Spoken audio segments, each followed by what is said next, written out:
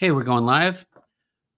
This is going to be DIY Disclosure Episode 3 with Paul HYNEK. Let me see if he is able to receive our invitation. We're just loading up here. Happy Tuesday, by the way. Let's hit him up in the messages. Invite Mr. HYNEK. And hopefully he's available as planned.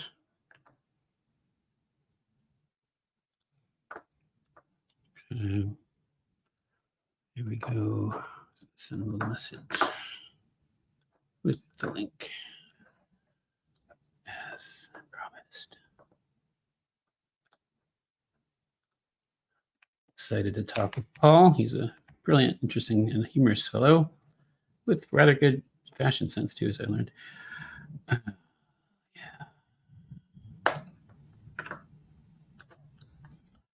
Reply. Hi, Paul. Here is the link to join the podcast. Okay, I can text message too. Send. We'll give him a moment to pop in. In the meantime, hey, what's up, Source? Please in the comments for those jumping in, we'd be grateful for any questions you might have or just vibe with each other. If you got questions, like let's say question and then say the thing so I don't miss your questions with all the other things going on. If you got my thing. And let me tell you a little bit about Paul while we hopefully get him into the conversation. Well, here's a bit of a biography for him. I'll paraphrase it for you more later. This is from his book, the UFO Technology Handbook that he wrote with Lamont Wood. In 2021, it came out. Very small font. To the UFO aficionados, Paul is the son of the father of ufology, J. Allen HYNEK. However, we gotta make this bigger. No, it's not gonna get bigger. That's fine. However, he is an accomplished author and entrepreneur in his own right. Paul is a Wharton MBA, an adjunct professor of finance and accounting at Pepperdine University, and the creator of startup financial projection software that has raised over $1 billion of thousands and startups. He's pretty much a badass, I'd say, right? He has significant executive software and high-tech experience in the US, Europe, and Asia. Paul works with numerous startups as a board member, advisor, or part-time CFO. Paul HYNEK was involved in making Avatar, Lord of the Rings, Planet of the Apes, Tintin, Real Steel, Warcraft, The Hobbit, Halo, Call of Duty, and numerous other movies and games. Paul led the successful acquisition of Giant Studios' ownership of its renowned virtual production, motion capture software, and was instrumental in Giant's sales to James Cameron for Avatar 2 through 5. Okay, let me see if he got my message. He has a long bio. Don't worry, we'll get to the rest. Okay. Let me see if I have his phone number on hand.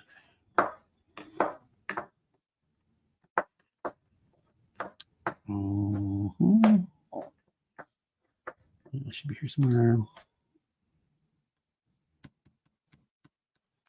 Perhaps he has forgotten our appointment or is having trouble logging in. Okay, I think I have his number though. One sec.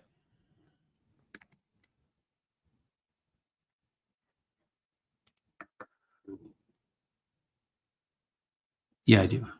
Okay, well, I'm gonna give him a phone call for the first time. Hope he's in mind. Okay, we're on a phone call basis now. I guess he just doesn't know it yet.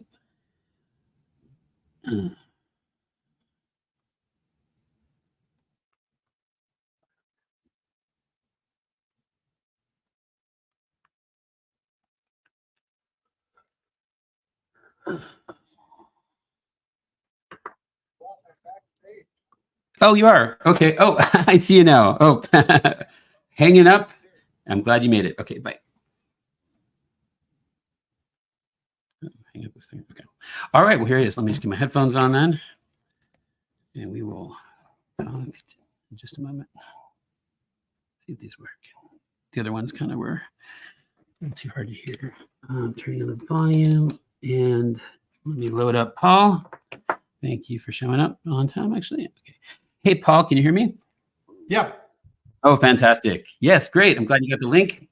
And wonderful to talk with you and to see you again. Let me just turn this around. So yes, as I was reading your parts of your lengthy and rather amazing biography, but just to summarize and get us started, this is the third episode of DIY Disclosure. I was just talking with our friend Steve Bassett, and we have some other fascinating people coming up like Chris Bledsoe. So yes, it's been, I'm very excited to have you and honored to have you on board the program. But to summarize, correct me if I'm wrong, I mean, you have a multifaceted, interesting background. Obviously, your father is the famous J. Allen Hynek, who was pretty much universally considered to be the first ufologist, an accomplished academic, scientist, astronomer, astrophysicist, and such, who lived through some of the most interesting chapters of the history of ufology and what our friend Steve Bassett refers to as the truth embargo. So, and then you, just to give you a brief summary of your existence, are his son. You're a Wharton MBA. You've done all kinds of fascinating things I want to dig into because I'm a filmmaker myself, in terms of the technology and the visual effects of the most successful and innovative films of all time. Also my favorite films, including Fellowship of the Ring, Avatar, and things of that nature. And also you do your own research and you teach at Pepperdine. Did I leave out any of the major categories of awesomeness that which you imbue? Well, that's fine. That's cool. Yeah, cool. Okay. So welcome to the program. How's your day going? Pretty good. Very productive day. Oh yeah. What's a day in the life like for Paul HYNEK? Well, they're all different. I'm a big crypto guy, and I consult with a bunch of companies and nonprofits as a CFO.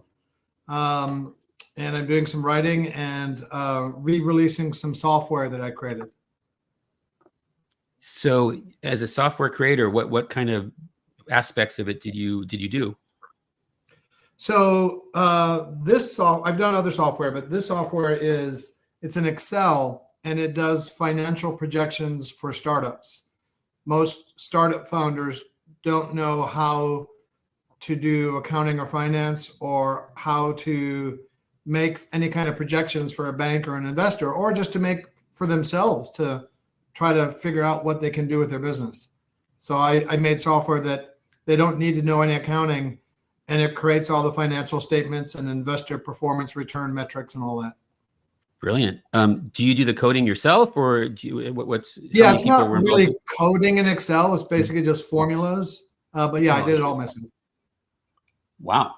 Well, that sounds like it's going to be huge. How far into the process is it available now, or yeah, it's for sale now, and it's helped raise over $2 billion for thousands of startups.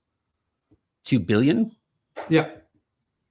Well, that's pretty impressive. I guess it works then. Yeah. Okay. That you can't. Yeah. Money confirms it. It's quite successful. And what's it called again? Easy Numbers. Easy Numbers. Okay, I'm looking it up right now. Easy. Is it spelled like normal easy? Okay, numbers. Yeah, just easy. I'm not sure if you're interested, but one of the things I'm really focusing on now is the connection between aliens, DMT, and Bitcoin. Yes, I love this about you. Yes, I am. I'm very interested in all those things. I have not had the DMT experiences myself, but I do study them. Yeah. Okay, cool. And the what are they called? The clockwork elves. Machine elves. Machine elves. Yes, I've heard them referred to both. But yeah, I've been making art about that. So oh, cool. So fascinating. Yeah, I've been looking into ego death a lot lately. I've had a lot of different rabbit holes I've been sort of entering, but yeah, the ego death keeps coming up, both in terms of some things I've been learning about research pertaining to the UAP technological aspects, consciousness, ego death, and it seems to be one of these overlapping cross sections of lots of things I've been looking into. What are your thoughts on ego death? I don't really know how to answer that. It's a weird question. Yeah. Yeah,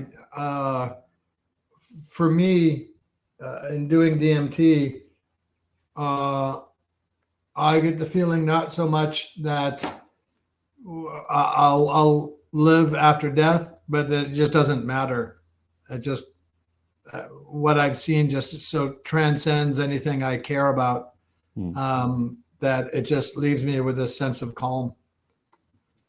That seems like ego death in a way, yeah. And I'm told that DMT is sort of the fast, easy pass to Yeah. a nice little ego death, yeah. Yeah, okay. It's I get the DMT stutter. It's just really hard to describe.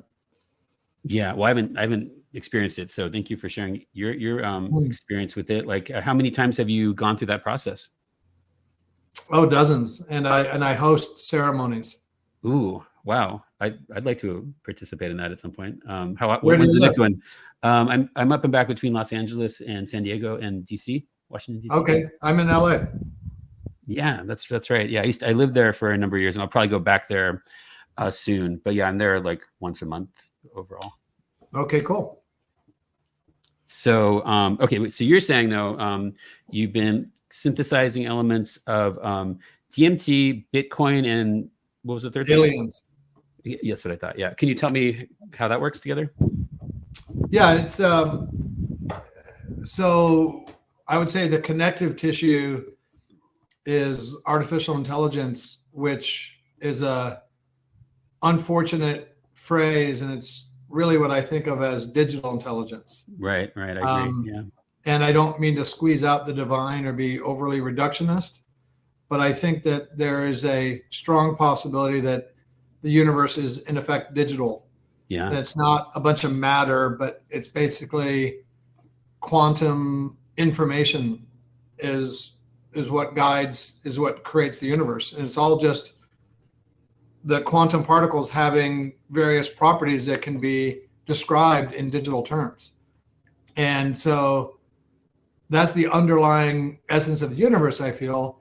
And when you take DMT, many people, including me, feel that you see just that. As for aliens, if extraterrestrial civilizations are sending entities here in spaceships, I doubt that they're sending their A team. And most likely they're sending some kind of artificial intelligent sentient bots. So they're sending digital intelligent bots through a digital universe to come see us. Bitcoin is obviously a digital currency, and I think is a positive beacon to other civilizations that we have at long last achieved a level of sophistication such that we might be able to sit down and convene with them. Cool. Speak their language, maybe. Yeah. Yeah. Have you, in your research and experiences, attempted to make contact in various ways? I have. That's why I chose to start experimenting with DMT. And is that where you've had I assume, the most success? And have you been able to replicate that success, sober or, on your own biology? Yeah, I don't have the ability to summon flying saucers, but I have the ability to invoke a DMT session at any time and attempt to influence that and communicate. And cool. it's and replicate it. When's your next ritual again? I definitely want to participate. I'm overdue. Maybe this weekend, who knows? Cool. Yeah, I'm overdue for this. Yeah, I have a lot of mentors who tell me about this, but it's time for me to, because this is less crazy than hanging out with people who have abductions and stuff and exploring that aspect. So, well, I think in the UFO field there are two kinds of people. People who feel, and they may well have had, a personal experience and a communication with some type of entity, and so they're fixed on that. Not surprisingly, they feel whatever that entity tells them is the truth, and that's the supreme knowledge. Then there are those of us who haven't had that type of classical alien abduction contactee experience, and we don't really have a horse in the race. We just want to find out the truth. Now, I differ from my friend Steve Bassett, who you've talked to, in that I don't care what the government says or does. I don't follow that. Steve Bassett and Danny Sheehan and Richard Dolan are doing wonderful work trying to pry secrets out of the government's hands, but I don't care what they say or do. They're not a good faith actor. Yeah. And so I think that it's people who are interested in the phenomena working more and collaborating more with scientists that we can actually make real progress. Yes. Well, part of the reason I'm honored to be part of the Hollywood Disclosure Alliance, which you are the CFO of, right? Yeah. Yeah, that's been a really great thing for me, because I'm a filmmaker and also someone who, researches this topic. So to have it my two worlds come together in such a beautiful way. And that's when I first met you, is at the first event for the HCA. So I'm grateful for what you do to bring those worlds together, and that you represent both on such an inspiring level. And, having worked with both on the ufology side as well as the filmmaking side, like my favorite legends. So it's, I'm really glad we're having some time to continue our conversations. Yeah. So, okay. We're going to do the DMT thing, and that's going to be fun. And then also you're working on, the Bitcoin aspect, right? So the Bitcoin, at least philosophically, represents sort of more the ideal aspects of humanity in your assessment. I agree, when done right, and then also could be more of a language compatible with those that control the simulation, because it is a digital thing anyway, and it is egalitarian by intention. So what other ways do you think that the technology of things like blockchain and Bitcoin could help us get to the truth, and make contact, or whatever else you find important? Well, Bitcoin and blockchain are decentralized, and many of the great evils of the world are due to corrupt centralization. And in cryptocurrency, in ufology, and in psychedelics, we have a bad faith, corrupt central actor in the US government who does not have the wishes of its citizens at interest, and is capricious and secretive and corrupt. Bitcoin is the biggest innovation of our lifetimes, I feel, and is, there's the idea of Bitcoin astronomy, that all civilizations in the universe, given certain factors like individual economic motives and finite resources and no magic, will develop something roughly analogous to Bitcoin in some form of proof of work, governance protocol, store of value. And I think that's almost inevitable. And if another civilization sees the breadcrumbs, the digital breadcrumbs of Bitcoin and blockchain, I think they will feel that we have ascended to a sufficient level as to perhaps have communications with us. Yeah, maybe they'll somehow communicate through the blockchain for a proper encrypted conversation. Very cool. So, okay, going out of order a bit, but I'm so curious to learn more about the work you've done in the entertainment industry, and I guess continue to do as well, of course. So how did you get involved with that? And please tell me about your VFX work, and just we'll start with that. Okay, so I've worked a lot in entertainment and in film and TV, and in film worked primarily in visual effects, like my older brother, who's done that for a long time and who has an Oscar for it.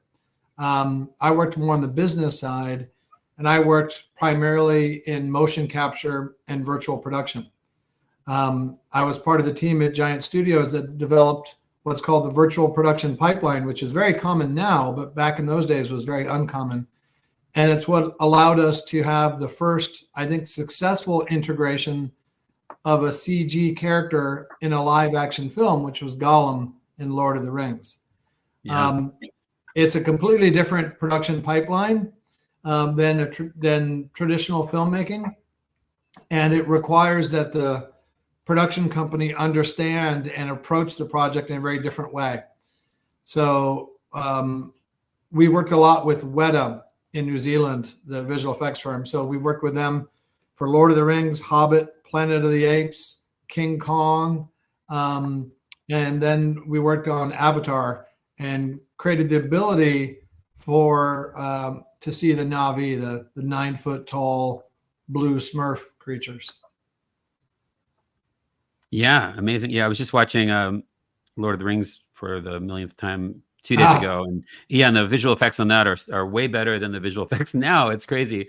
And the first time that there was a a all digital character with motion capture, it's still the best character.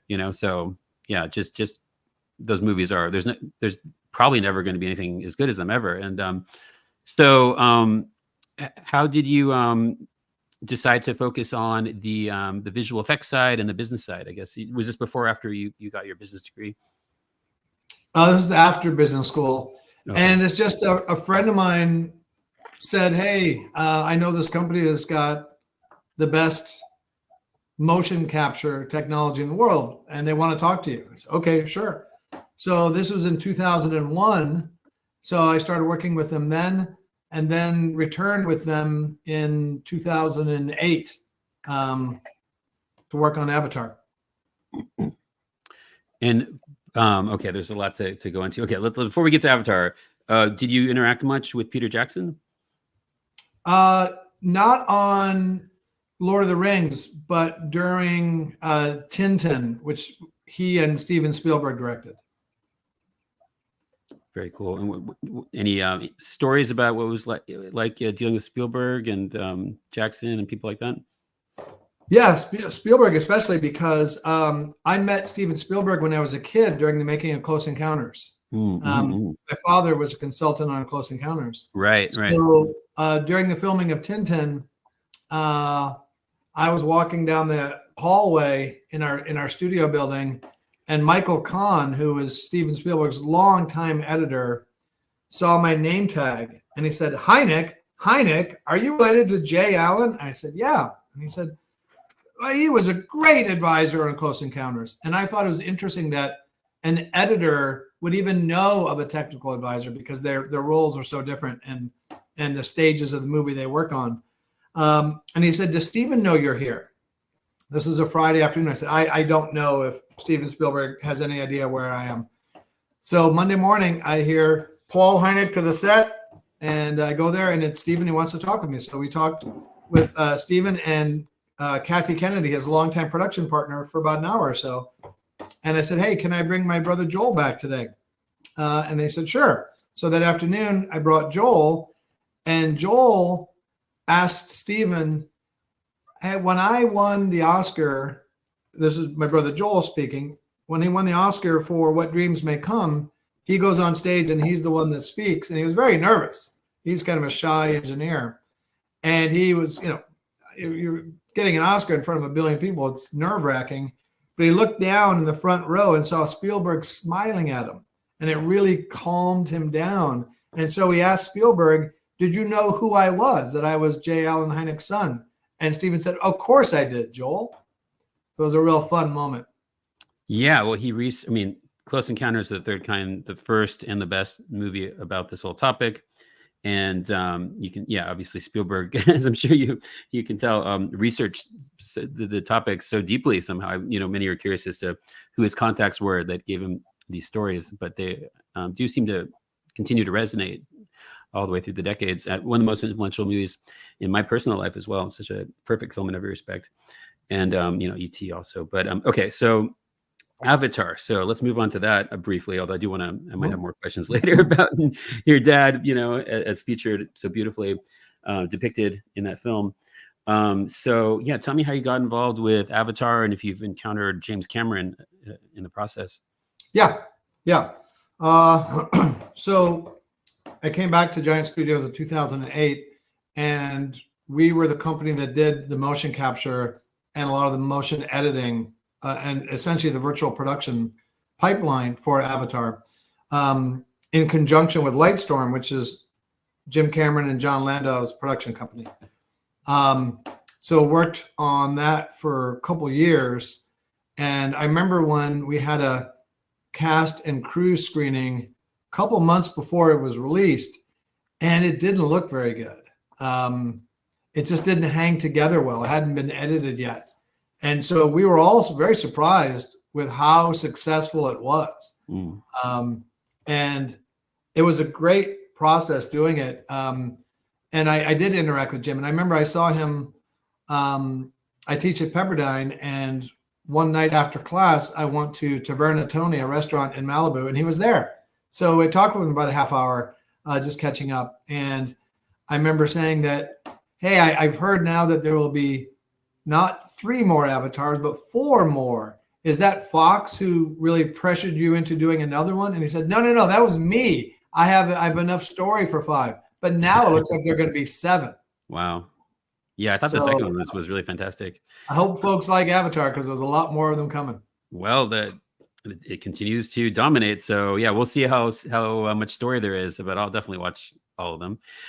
So tell me about the technical side and the business side of making the visual effects for such an innovative film. Well, Avatar was a very good experience because visual effects is a very tough business. You have a lot of ruthlessly competitive bidding. I remember for a movie called Jack the Giant Slayer, we did 40 bids to get the work. But with and usually games like Halo and Call of Duty were much better experiences for us because films are often sort of ad hoc groups of production people that come together that aren't that tech savvy and are always trying to cut corners on costs. Even after we've signed a contract and say, here's the budget, they'll look at somebody on set that day and say, I don't see them doing any work. Send them home and don't pay them. Whereas with games, it's the same people we work with for each version of the game. They're very tech savvy. They want to say that they're working with a company that worked on Avatar. And once we negotiate the contract, they don't care who's on set. They've already agreed to make payments, and that's what they'll do. But Avatar was a very positive experience. We had a lot of people that went back and forth between our company, Giant Studios, and Lightstorm. And indeed, after Avatar was released, they moved from Playa Vista to Manhattan Beach, but they didn't have anything going on. So they let us use their studio and sound stages for about 1.5 years for free. But Avatar was just a wonderful experience. It was so groundbreaking. And the last 120 days of production, and I didn't say filming because there is no film, of production were what we call camera days. And it's a little hard to describe, but because in a motion capture volume, you've got the actors with the black spandex and the little markers on them. We're picking up the cameras in the ceiling are picking up the movements of these markers that correspond to skeletal joints. So there's no green screen in the background. We don't care about anything outside the capture volume. And we do care there's nothing shiny inside the capture volume. When we did the movie Warcraft, the director was Davy Jones, who's David Bowie's son. Yeah. And he kept wearing shiny shoes. And that's a real problem. So you have to tell the emperor to change his clothes. So you capture the skeletal data, and because of that, you can have any camera angle that you want, and you can change that at any time. So the last 100 days of production were Jim and the director of photography deciding what camera angles to use. In a regular film or a TV show, let's say we're filming a scene between the two of us, and the point of the scene is I disclose something to you, and it's the look on your face when I tell you. Well, let's say later, no, it's actually more the way I deliver that, but we didn't capture that on film. They'd have to bring me back. Yeah. But with virtual production, you've captured everything, and you can change the camera angle even after the cast has scattered to work on their next project. So it's just a really fundamentally different way to make a movie. Yeah, for sure. It's I can, as a film director myself, I can relate to all that. And I made my first feature film recently, and it was, very ambitious as we tend to be as filmmakers, trying to make it something that belongs on. Love for you to check it out sometime, by the way. But something made to belong on a big screen. but on a limited budget.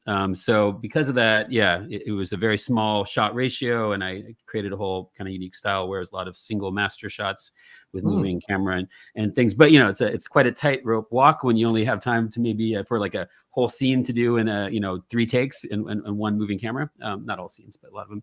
So, but yeah, then contrast that to what you're describing. The ability to just get the performances and then move in and almost virtually create everything later. So there's pros and cons to both, right? In terms of the discipline of the filmmaking, it can, if not used correctly, it can lead to a real laziness and lack of focus in terms of the direction of the film.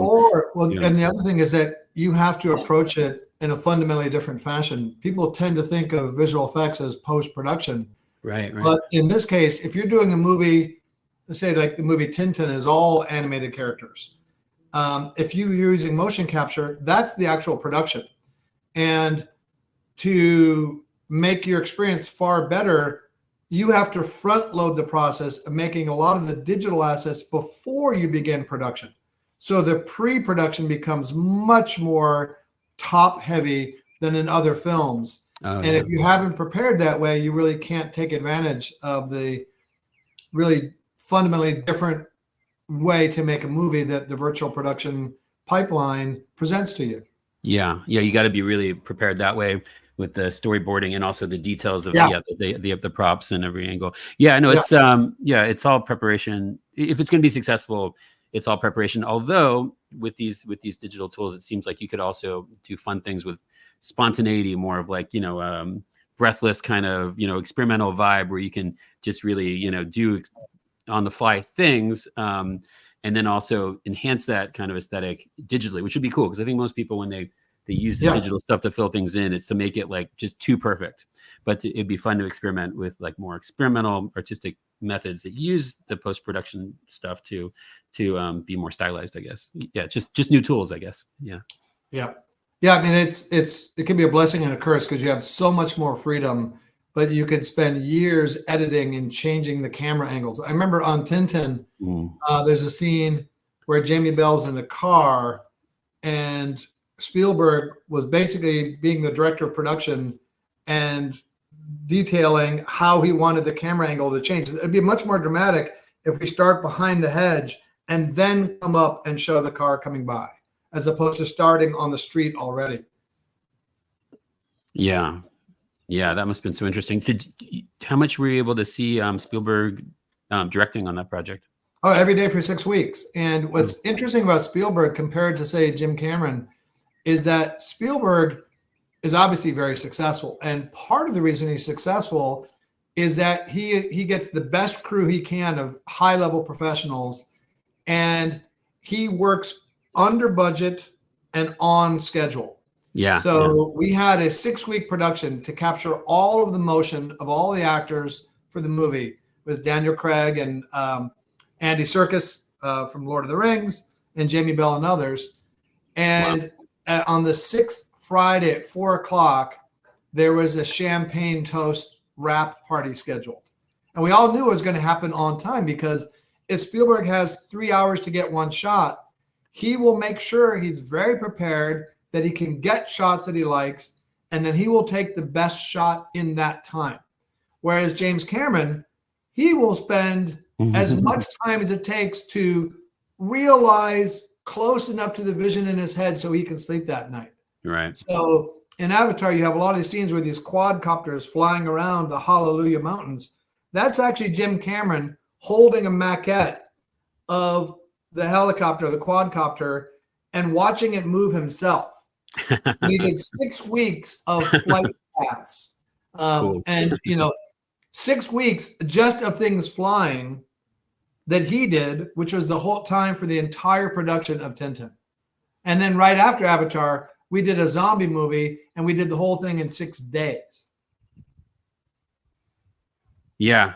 No, I can empathize with both those people. Both are major influences. Actually, I went to graduate film school at USC, where one of the amazing classes I took was about Spielberg, and Spielberg actually taught some of the classes, which was pretty silly. Oh, cool. But yeah, I got to meet him a bit that way, and just the nicest, most calming person. Yeah, you can imagine from my interactions how he handles himself on set, and I've heard all the stories, and I did take a class on him after all, so I did hear a lot about his. But yeah, he has such a good flow state, and for someone so uncompromising and innovative, who pushes the envelope technologically, he's like such a chill guy. And then James Cameron is the greatest like alpha filmmaker of all time, who's just like his courage and his drive. He'll just push everyone to the brink, and somehow people will still be like okay with it because he's James Cameron. Yeah. Well, and also, even though he can be very tough because he knows everybody's job better than they themselves do, but they know he's putting in the same time and more himself.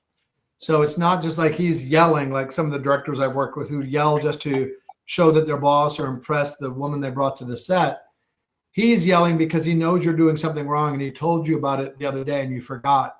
And he needs to have the shot done in a certain way for it to work. So he's yelling, but he's putting in more time than everybody else and has the whole picture riding on his shoulders. So even though you get chewed out, you respect where he's coming from. Right. With like The Abyss, I believe that was the first movie that was done with so much water and people almost died. And they said it was, every single story, it's like they said it couldn't be done, and he certainly made it happen. Maybe, and it always requires more money than you'd ever imagine. And then he like makes more money from the movie than you ever imagined. So it's just, amazing. Yeah. The only reason he did Titanic was because he wanted to do a movie to fund his ability to go down in a submersible down to the actual Titanic. Yeah, I was about to bring that up. That's why he made what was the highest grossing movie of all time. Wow. He wrote that because of that? Like he didn't just have... That's why. Titanic was a funding vehicle for him to be able to go down to see the Titanic. That's so cool. So have you ever talked with him about the ufology subject and the under ocean, USOs and transmedium vessels? No, I haven't. But he's interested in a lot of things mining asteroids. I mean, he's one of the smartest guys I've ever met, and he has such a broad range of interests. He's a fascinating guy. He sure is. Yeah. Well, it is your sacred job to bring him into the fold to help us discover the nature of reality in terms of DMT trips together and, exploring the depths of ocean in terms of non-human beings, or maybe just simulated digital ones, as you suggest. Speaking of which, I want to go back to something. Okay. So just to get a sense of your metaphysics and theories of existence. Okay. So you're saying that the DMT is central to your understanding of reality, sort of a glimpse into it. And that it reveals that the nature of it is a digital simulation, electrical digital simulation. Is that right? I wouldn't say simulation. Okay. I would say that I may or may not have done a lot of psychedelic drugs in my time. May or may not have had long hair for a long time. But if I did, I gave them all up a long time ago because I just got tired of them, and I prefer clarity over distortion. About 7-8 years ago, I'm with a friend of mine who, by the way, crash landed tardigrades on the moon. And he knew about my dad, and he asked me where my father thought UFOs came from. I said, well, he doesn't really know, but maybe interdimensional. He said, you should read a book called Alien Information Theory. Alien Information Theory, that's like the coolest book title ever. What's it about? Yeah. He said, DMT. I said, yeah, I give up. What's that? I hadn't never heard of it. DMT needs a better marketing agency. And he said, oh, well, it's a super powerful psychedelic drug. And in this book, the author theorizes that it's not hallucinatory, but it's actually revelatory in that it is a window to a hyper real universe that you can see when you take DMT. That's fascinating. And a couple hours later, I met this new guy. I asked him what he does, and one of the things he said that he does is facilitate DMT sessions. Like, holy shit, I just heard about this stuff. This is a great drug dealer, this guy. Yeah. But I was going to Canada for vacation the next day, so I couldn't. But 2 weeks later, we did. And that was the first time I did it. And I had the sort of archetypal breakthrough. And I asked the universe, basically, if it was related to what we perceive to be UFOs and aliens. And the answer I got back was, we can't explain in a way that you would understand. And I thought, well, yeah, if DMT and maybe ghosts are related to UFOs, I can see how I wouldn't be able to understand that connective tissue. They could at least say it's ghosts, and you'd be like, what does that mean? They're like, well, like ghosts. Yeah, it's just frustrating that they can speak such good English. They're so coherent, but they can't even try, can't even make an effort to unravel these mysteries. Maybe we should press them. I didn't perceive it that way, Oh, as okay. like being coy or deflecting, but rather that, I mean, think about it. If DMT is another dimension, and when you take DMT, you have an understanding for how bizarre it is. If that's related to what we see as saucers in the sky and crop circles, the way that's connected almost certainly is not easy for us to understand. I think it's almost like an ant looking up at a Chevrolet transmission. How much of that will he understand? So it's also like software. I'm a software guy. You can see sometimes how that software works, but you don't always know exactly how, or how to fix it. So a lot of times in life, we understand that something causes something else, but we don't really know what it is that happens under the hood. All right, but ants don't seem to have individual consciousness much to speak of. They don't have, as far as we can tell, linear storytelling, memories, and all that coherence narrative stuff, as I refer to it in my personal epistemology. But we do, right? So we could at least, and we understand metaphors and archetypes. So potentially these DMT beings, they could at least give us an analogy, couldn't they? If they weren't being so cool. Well, I can't speak for them, but sure, yeah, we are. I just want the answers. A bit more intelligent than ants, but I think that the connection between DMT and UFOs is sufficiently more complex than the Chevrolet transmission that it could just well be beyond our ability to understand. I don't know. Right. I just wish they could at least give us a metaphor, it's like a rainbow with, X, Y, and Z. It's cool. We'll keep pressing them for answers. So you think it's not a simulated thing then? It's there's at least other realities out there you can access this way. It is your sense that through DMT and DMT Fun World with the Clockwork Elves, I think I got that wrong again. That's what I call them. Is that maybe more fundamental to our reality? Or those, like, I made a piece of art about this. Or when you enter that world, is it like the back rooms of reality? Yeah, I think I feel that it's some form of digital universe, and it may be a simulation, but I don't think those two things are always need to go together.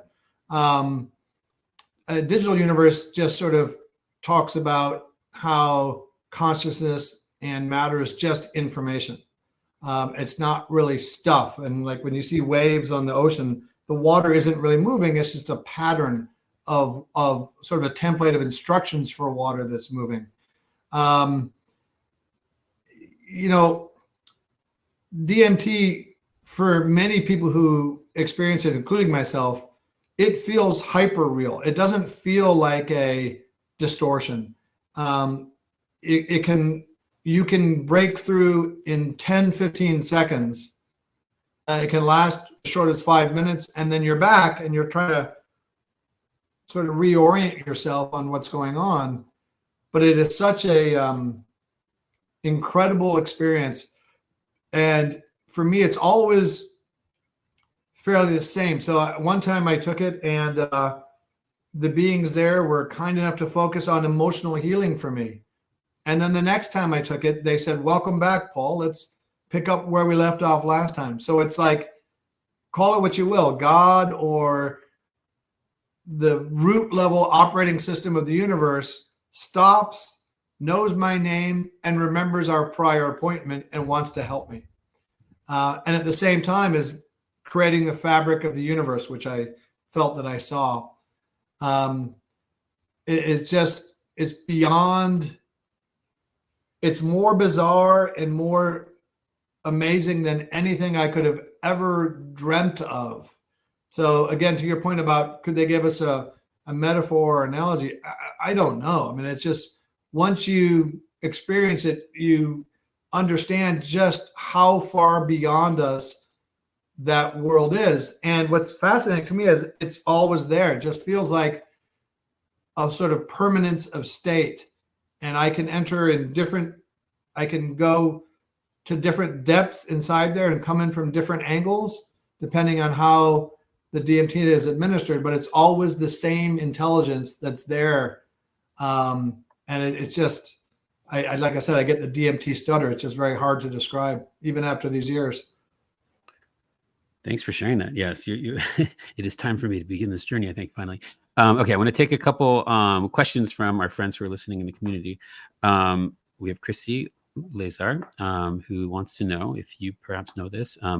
Paul, do you know any details about the mashed potato scenes? I guess she's talking about Close Encounters. Close Encounters. One of my favorite scenes, if not my favorite, actually. Yeah. Any thoughts? I mean, I know. Yeah. Not about the mashed potatoes in particular, but I know a lot of anecdotes from the filming, and I met Spielberg during the filming. Really? Of that movie? Yeah. Wow. Yeah, I remember. So one day my mom said, "Hey, Paul, do you want to meet Steven Spielberg, who's directing this movie with your dad?" And he wasn't that famous then. And I said, "Okay." And then the day came to meet him, and he was at O'Hare Airport. I was in Chicago in Evanston. It's like 45-minute drive. And I said, "I don't want to go there." She said, "You said you're going. You're going." So I had to meet Spielberg under duress. Sounds like a moment. Yeah. Yeah. And so, but, there's so many interesting stories. For example, the Kerry Duffy, who played the kid in Muncie, Indiana, when he looks up and he has this kind of startled look, it's actually Steven Spielberg in a gorilla costume dancing around. And so he had to get that on the first take to really get that look of surprise. And one of the reasons the movie holds up, I feel, is the visual effects. Douglas Trumbull. Yeah. And also, you have those wonderful cloud effects. And that's actually by a friend of my brother and mine named Hoyt Yateman, who was an intern at UCLA. And what they used to do for clouds back then is they used what they call a milk machine, where you have this big tank of water and you put different types of milk in it, and that simulates clouds. Cool. And, they made really good choices to use effects that they knew how to do, as opposed to newfangled things that wouldn't hold up. So the effects look really good on that. And as the mothership is sort of cresting the ridge to land at Devil's Mountain, Devil Tower, if you look really carefully, you can see some Star Wars artifacts, like R2-D2 hanging underneath there, because Rick Baker was the model maker for both movies. Yeah, those models. Yeah, I aspire to make, no offense to the digital people, as many practical effects as possible when I get chances to make films. So, and when there are digital effects, I'd use them as subtly as possible, and then I obsess about them like crazy, because I as a filmmaker, there's nothing I hate more than bad visual effects. Yeah. Well, that's why when you have a visual, like a summer blockbuster visual effect movie, most of the big scenes happen at night, because it's a lot easier to do visual effects at night, or like smoky scenes and things like that. Yeah, more suspenseful, so leaves more to the imagination too, which is better. Go on. Yeah. Yeah, I was just saying, it leaves more to the imagination, like obviously the famous shark thing not working out led to all the brilliant filmmaking and suspense of just seeing, little indicators of the potential threat. And full robotic night is a scarier time, but it's just from a visual effects point of view, a lot easier to not have to worry about refractions of light and luminance and all that kind of stuff. Yeah. So that's why usually big effects are at night. In terms of like digital effects, like what do you think are the best examples of innovative digital visual effects in recent history? Well, now you've got the ability to composite live action backgrounds. So there was a TV show called Versailles. One of the actresses in my movie was in that, actually. Yeah, it's a good show. Oh, cool. Yeah. Cool. It's a good show. And that was done in a soundstage with bare bones hallways and walls, and all the backgrounds were all live composites. Really? All animated, like AR CG backgrounds. Wow, that was really ahead of its time. I didn't know that. Yeah, and it's something that you have such sumptuous decorations in the Palace of Versailles. Wow. And there was nothing there. So like when Avatar came out, I took out, 15 groups of people to go have dinner, see the movie, and go back to the studio. And a lot of them were disappointed because there are no trees from Pandora. It's all very stark. And I would show them these these gray poles. And those were what we used with tape between them for the contours of the floating Hallelujah Mountains. That's all we needed, was just to know the contours. And so I really like when you can have a very Spartan set and fill in with so much backgrounds. And now you've got the game engines that can do so much for movies and have their own physics in them. It's just incredible. Like Unreal 5 is amazing. Yeah. Not to get too off topic, but that also I think is the real future of AI in terms of it, being introduced to some degree into, and perhaps replacing traditional filmmaking. It's these game. Well, so one fun thing about AI from Lord of the Rings and Avatar was, and we didn't create this, but it's software called Massive. So before Lord of the Rings, if you had, let's say, a scene in a football stadium, you needed real extras or you needed balloons. There were companies that would make sort of balloon people that would be in the stands. But on Lord of the Rings, they created Massive software, which made digital doubles or software agents. So you have a fight with like 10,000 orcs against dwarves and elves and all that. Well, you've got the hero characters in the middle, and those are real people. Then you've got thousands and thousands of software agents. And they had to go through so many iterations because you need just the right amount of motion from those characters for you to sense there's something going on, but not too much to draw your attention away from the hero characters. And so that software has developed so much that I forget what movie it was. A couple of years ago, Fox put out a press release saying that while they were filming, some of those digital characters on the fringe of a battle scene kind of woke up and decided to run away. And I think that's bullshit. But on Avatar, that software is developed for the plants on Pandora.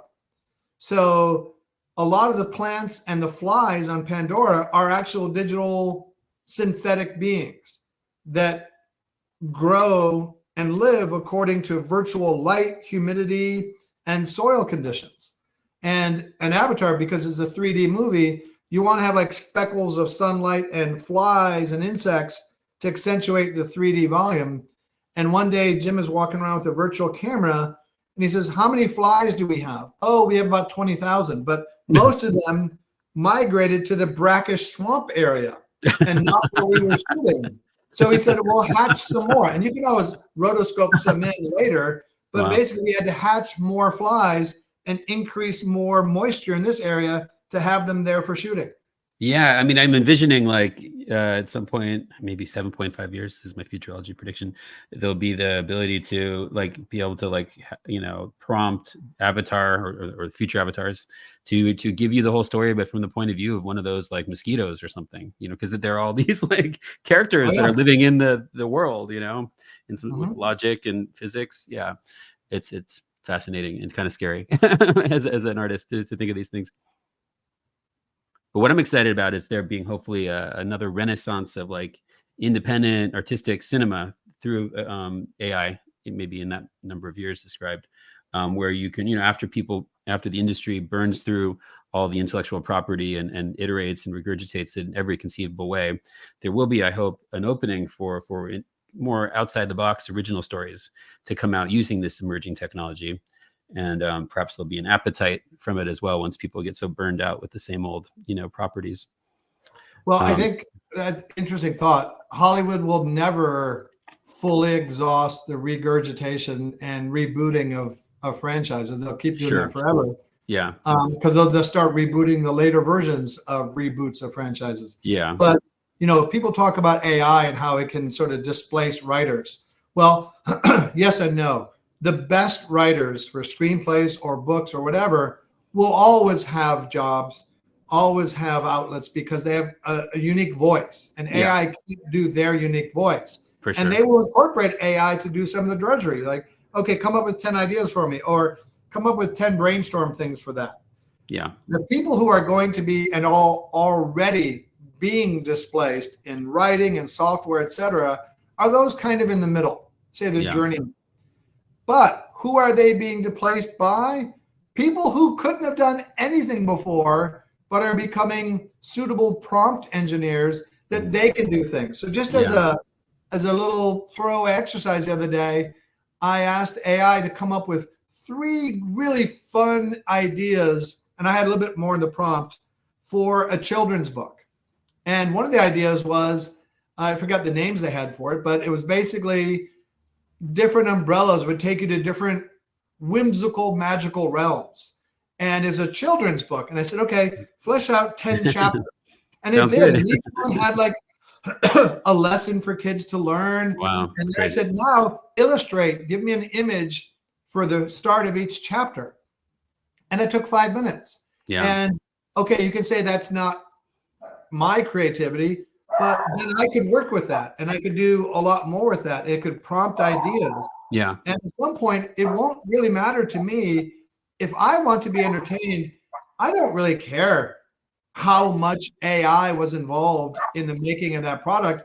As long as I have this emotional, fulfilling experience, that's what's important. And I think we're going to, it's hard to believe now that a new book or a new movie won't have any AI, obviously in the visual effects, but in the creative process, there will likely have been some AI. And like as not, that has improved what we're going to see. Yeah. No, it's all how it's used. It's just another tool, and it can accentuate what you either don't have time to do or can't do. But when done right, like you described, it will, it's a curated artistic process, putting all these pieces together, much like businesses, in my view, when it's done right. It's an artistic process of the entire, it's like the biggest canvas you can imagine, business, So yeah. It hasn't quite worked out the way a lot of people thought. If you think back to the Jetsons, they had Rosie, the robot maid, doing the laundry and the cleaning.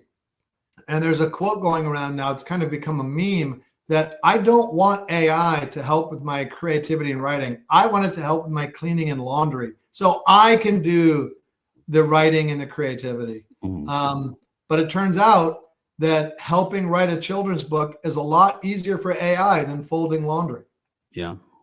Do you think we will have that, in the 80s, everyone was like assuming, we're going to finally get the robots, I had my little like toy Nintendo robot, Robbie the robot or whatever it's called. And now we're like, okay, here comes AI and robotics. Do you think we're ever actually going to get robotics like integrated in society, or are we going to get something that can fold our laundry?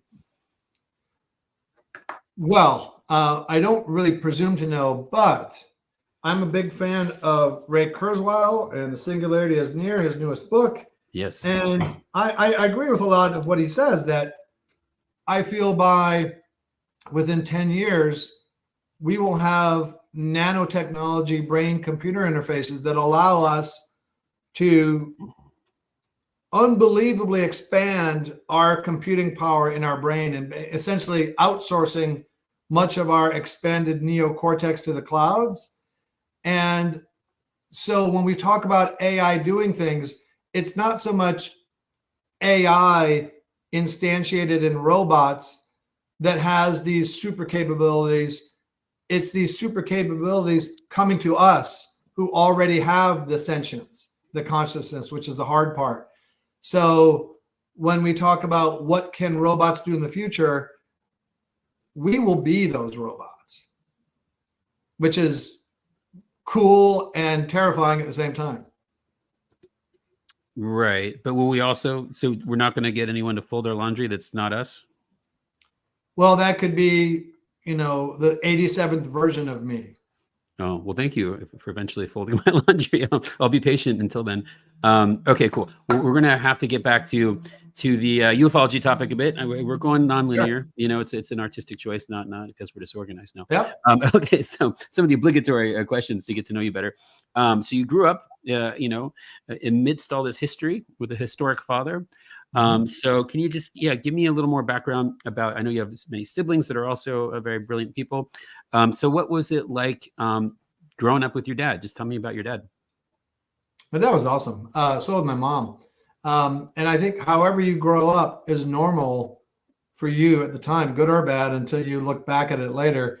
And it was great. People think of my dad as a UFO guy, but he was really, as you said, a professor and a scientist who had like a late in life side gig of UFOs. So we didn't really think of him as a UFO guy, but just as a professor. That was his really core identity, I would say. And so eclipses and astronomical events were really big for us. When I was 11 years old in 1973, we went on an eclipse cruise, 2-week cruise, basically to the west coast of Africa. And our family had all of our meals together at one table with another family for 2 weeks. And it was Neil Armstrong and his family. It was just an amazing time. And we all went for free because my father was speaking on the cruise ship. And so it was those kind of things that happened. Or, famous UFO people coming over for dinner. We had flying saucer ornaments on the Christmas tree. So I literally do not know life without UFOs. But it was a really wonderful childhood. We grew up in Evanston, which is a suburb of Chicago. Oh, really? My mom's from there. Yeah. Oh, cool. Yeah. Just middle-class family, just comfortable existence. Went to public schools. And it was just a fascinating, intellectually stimulating environment from the moment I can remember talking. Yeah, I can tell. I read most of your father's book about the Project Blue Book days and such. So yeah, there was a bit of stuff in the forward that gave me some insight into your beautiful family. So it's cool to learn more about it. So let me see. I want to try to get a couple questions from the community now. This may or may not make sense. I'm not sure what it means exactly. Ask about VR experimenting with quantum particles. Okay. So let's frame that. Many people are familiar with the Drake equation, which is an attempt to estimate the number of planets that could host life as we know it in the galaxy. And it turns out it's like millions. Okay. Then there's the Fermi paradox that says, well, where are they if they're all out there? Then you have the transcension hypothesis, which I think is fascinating, that says as a civilization becomes more and more advanced, they don't need to put entities in a nuts and bolts spaceship and send it across the universe. They can go inwards into increasingly computationally dense domains and find everything possible there. At that point, they will have had their own singularity, and they can render inert matter into calculation engines and do things that we would think about as pure magic. So they can go inwards and they don't need to go anywhere else. And they become what I think is post-biological. So our detection mechanisms, we've been beaming episodes of I Love Lucy out into the heavens for decades, but many of these civilizations out there will likely have become post-digital and be effectively invisible to us and undergone, nice pooch. Yeah, this is Roxy. She was licking me, so I thought I'd bring her into the hey, Roxy. podcast. I got my cat down here. Oh, nice. So these civilizations will likely have gone inwards into these computationally dense domains. And so you have this sort of hyper VR environment. I've worked a lot in VR. In Avatar, we did VR for production, and then I worked a lot in VR, especially with medical applications, and I helped USC incorporate VR into their stroke recovery technology. So I'm a big believer in VR and AR, but the question was getting at this sort of, and VR becomes kind of a weak term, but this going inwards into a supercharged virtual environment, call it, to the level of quantum particles. That's what I gather the question was, but I'm a big believer that our future is not on Zeta Reticuli, but it's inside here, wherever here is. I tend to agree. Yeah, and that might be the only thing that's going on is the inside. I was actually just making art about that. I do visual arts, and some of it digital and some of it collaborative with AI. I made an image that I generated in AI of the transcension hypothesis, which is really cool. Came out really nice. Oh, cool. Yeah, I'll show you that art. Actually, I didn't post it quite yet, but I made it this morning. So synchronicities abound as usual. Okay, I want to get to some other friends in the community who are excited to vibe with you. Hall Cipher is a brilliant scientist also. He's wondering about, okay, this is how he wrote it. Didn't his dad make a end of life confession about obfuscating Blue Book, residual guilt? Anything to say about that? No. I was with him at the end of his life, and he made no such mea culpa like that. My father was born in 1910, the year of Halley's Comet, and he had predicted that he would leave with Halley's Comet. And so several months before he passed, I took him out in the desert in Arizona to see Halley's Comet. So it was a bit of a comfort for us that an astronomer had his life bookended like that with a famous comet. Wow, that is spectacular. Let me see anything else here. If NHI have been here for a long time, let's see what you think of this one. If NHI have been here for a long time, is there an IC white hat group playing the long game? W/I Indust. I don't know what that means. That last bit. Does that make sense to you? I don't know what that last part means, but yeah. So let's run with the idea that non-human intelligence has been here for a long time, and they're engaging in hybridization, or they are us from the future, like Michael Masters posits. The one piece of solace that I would take is they are likely far more advanced than we are. And in this sort of scenario, we have to think that they can effectively render themselves invisible or hide underwater in Antarctica or wherever. And so they can do whatever they want. But if they were here out of pure malevolence, we'd be dead. So at the very worst, they are manipulating us. We have the renegade Pleiadians enslaving us with dark telepathic chatter. But that's the worst part of the spectrum. If they're here, like as not, they have neutral or benevolent motives for being here to help us, to stop us from blowing the world up or just poisoning Gaia to the point of no return. Or just so that we have so much space junk that we can't even launch into space anymore. So I don't know. I don't know for sure that the US government in particular has captured flying saucers or aliens in bodies. I don't know. If they have, I certainly don't expect them to disclose anything at all. It's not in their interest to do so. But, Danny Sheehan and others may force it out of them. But yeah, I mean, I certainly don't have any knowledge of any non-human intelligence that's here, apart from perhaps in our sister realm of the DMT verse. Yeah, well said. What do you have any theories, and or did you hear any theories from your father about Roswell, and also related to Roswell? Was he, at what point did he was he updated about that situation? Well, he knew about Roswell from the get-go. Because it was a military base. It was an Army Air Force base in 1947. And he was already working with the Air Force. Project Blue Book started officially in 1949. But before that, there was Project Grudge. And before that, Project Sign, which started in 47. And indeed, he had clearance. He worked on the proximity fuse in World War II. So he had security clearance and a lot of contacts with the Air Force. And that's one of the reasons I think he was selected to work with the various UFO projects. So he knew all about Roswell. The interesting thing about Roswell that not a lot of people know is that it wasn't really until the 1970s that it became widely known. Right. So yeah, he was quite familiar with it, and he talked to Mac Brazel, and he went and investigated. He wouldn't talk that much about this or that case. For him, it was more the accumulated weight of the data and the patterns that sort of form over time.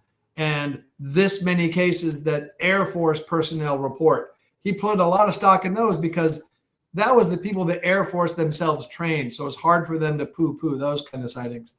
And, the one thing about Roswell that you can't get away from is that you had the Army Air Force Base commander authorize a press release saying they captured a flying saucer.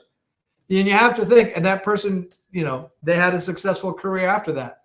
You have to think that they would have wanted to take their time. And this is, a couple years after World War II. So it's still very kind of tense environment at the beginning of the Cold War.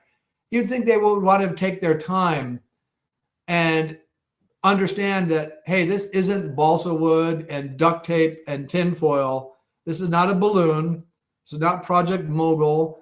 This is a flying saucer. Okay, let's run with that. Of course, they walked it back starting the next day, but that's what, our good friend Steve Bassett would call the truth embargo. So to me, more than any of the specifics, and, my friends Kevin Randall and Don Schmidt are two of the leading experts on Roswell, and they know it backwards and forwards. To me, the thing that jumps out is that you had the Army Air Base commander authorize a press release saying, we captured a flying saucer, and the process that goes into that. So for me, it's often more things that behind the scenes happen, or like the United States Navy in the 2022 report that came out saying, we see these things all the time, and they are a threat to national security, and we're concerned for the safety of our aviators. For them to go to that length to say that, there has to be something going on. And to me, that's more convincing than any particular case. Yeah, exactly. Most of the data points are just the fact that these things exist. Fast forward to like modern history with the UAPTO, the fact that they made legislation like that didn't quite go through 100% as yeah. And another interesting thing about that 2022 report, which is only about 7 pages, is that you look and you can see the alphabet soup of all the various 3 and 4 and 5 and 6-letter government agencies that were involved. Basically, the whole spectrum of the intelligence community, both civilian and military. And yet the one entity that has historically been most associated and most interested based on FOIA document releases is the CIA. And they were not listed. They're the only agency of note not listed as having contributed to this document. Wow. Well, that definitely says something. So what is your personal take on what really happened then with Roswell in terms of the craft? Was there a craft? It seems like you think there likely was. And do you think that it was empty, as some people say, more of like a Trojan horse, or that there were in fact bodies within it? Was it a crash landing? Was it a shoot down? Was it a sort of just thing that kind of appeared mysteriously intact? No idea. All I know is, like I said, that the base commander saw fit to say we captured a flying saucer. To me, that's the most compelling aspect. And I don't really know that many of the details or have an informed opinion whether it was a crash or shot down or inhabited or not. Just don't know. I will say this. I met Lieutenant Colonel Robert Friend, who was one of the Air Force directors of Project Blue Book, along with my father as the scientific director. And I had a very good discussion with him on his 99th birthday. Oh, before that, we did interviews together for some B-roll for the TV show Project Blue Book. And he was asked if alien bodies were ever taken to Wright-Patterson Air Force Base. Now, this man was a complete patriot. He was a Tuskegee airman. He worked on the space shuttle, and he worked on Project Blue Book. And he was interviewed for all these different things. And at 99 years of age, you could tell sometimes he's sort of forgetting who of these 3 different worlds are interviewing him. But his recall for details was very sharp. And so he was asked if alien bodies were ever taken to Wright-Patterson. Now, he took his oath very seriously. He never broke his oath. But his answer was fascinating to me because he said, no. But then he went on, he said, alien bodies would not have been taken to Wright-Patterson. That's a mechanic center. They would have been taken to Fort Hood, which was a burn center. So he's not violating his oath. But why is he saying this extra part that he wasn't asked to say? So that's fascinating. Then on his 99th birthday, I asked him, Lieutenant Colonel Friend, I'm your former buddy's son. You can tell me, did you ever see anything convincing? And we're outside in Manhattan Beach at his 99th birthday party. And still, he looks around. And he leans over and his eyes sparkle and he says, yes. Oh. And so for me, those are the most compelling things that I latch onto, these patterns, these Air Force, these military people either speaking between the lines, or this is a man who had no reason to lie to me, no reason to mislead me. He felt fondness for me because of my father. And when I hear something like that, I put so much more weight in that than any particular case or other things that a lot of people latch onto. Do you have any theories of how the world access through DMT integrates with these type of beings and the flying saucers and such? I believe DMT is not a hallucinogenic drug. I believe it is a plant medicine technology. And it feels like it may have been left here such that when we can harness it either with ayahuasca or other ways, that we're now sufficiently sophisticated to communicate with them. Again, how the intelligence in the DMT realm is related to aliens, I don't know. I plan to keep investigating to try to find out. I fully admit that this may not be real. I'm under the influence of a very powerful psychedelic substance. And just because it feels real to me and others doesn't mean it is real. But my father thought that the alien phenomena and Jacques Vallée and others may well have some interdimensional component. And to me, this feels like that is that interdimensional world. So I feel like I've done the first step. I've gotten to that other dimension. I've been welcomed. And now I just have to figure out and establish the land bridge between there and what we know of as ufology. It's all in a day's work. It's only take a couple more minutes to do that. So I have a question about your background. As my understanding, you're not like, and your family's not like very religious, but obviously you become spiritual to some degree, as you expressed, or at least philosophical about, your experiences with what is real. And I heard something mentioned. Are you interested in Rosicrucianism, and is that something that your father was looking into, and the various things indicated by that in terms of understanding the things at the on the fringe of scientific understanding? Well, my father was a Rosicrucian and asked us to adhere to some tenets of Rosicrucian belief when he died, and we were happy to do so. My father was a big fan of Rudolf Steiner and of theosophy. I'm not as much, but it's important.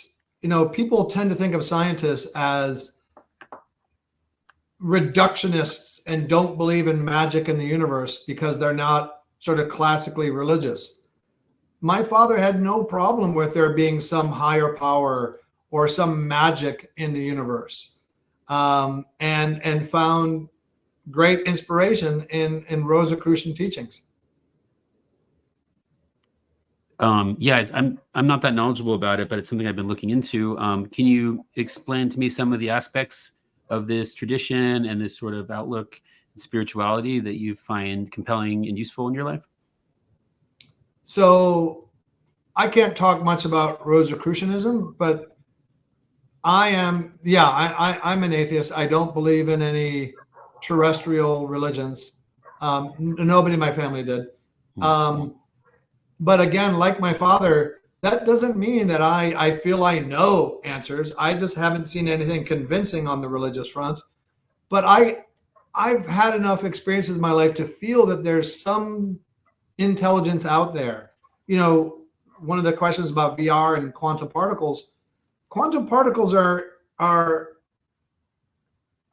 connected, and that's intelligence. That's communication. So we have intelligence, and I would say that's consciousness at the quantum level. Whales have alphabets. You go to Sedona, Arizona, and I defy you to feel you don't feel energy coming out of Bell Rock. So I feel the universe has more magic than we can possibly imagine. And I feel that it's a digital universe, again, in a way that's not reductionist or squeezing out the divine. Because as a nerd, divine or digital is a lovely word. And I think the universe is all information, and consciousness is information. And, a colleague of my father at Northwestern, Frank Brown, did all sorts of wonderful experiments. One of them was he had 2 fertile eggs, and he put an EKG on one of the fertile eggs and put the other fertile egg in boiling water. The egg with the EKG registered a reading when the other fertile egg was placed in boiling water. So, and we now understand there are, mycorrhizal fungal networks under forest floors that act as routers and send nutrients from the healthy poplar tree to the ailing birch tree. So consciousness permeates the universe on a quantum level.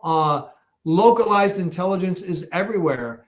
And for many people who take DMT, they feel they've tapped into to that level of pulsing information and consciousness going through the universe in a kind of digital grid type framework that has, and there's one of the descriptions I heard for what you encounter in DMT is that you see complex geometric patterns built of love and understanding. And that's about as good a description of DMT as I can imagine.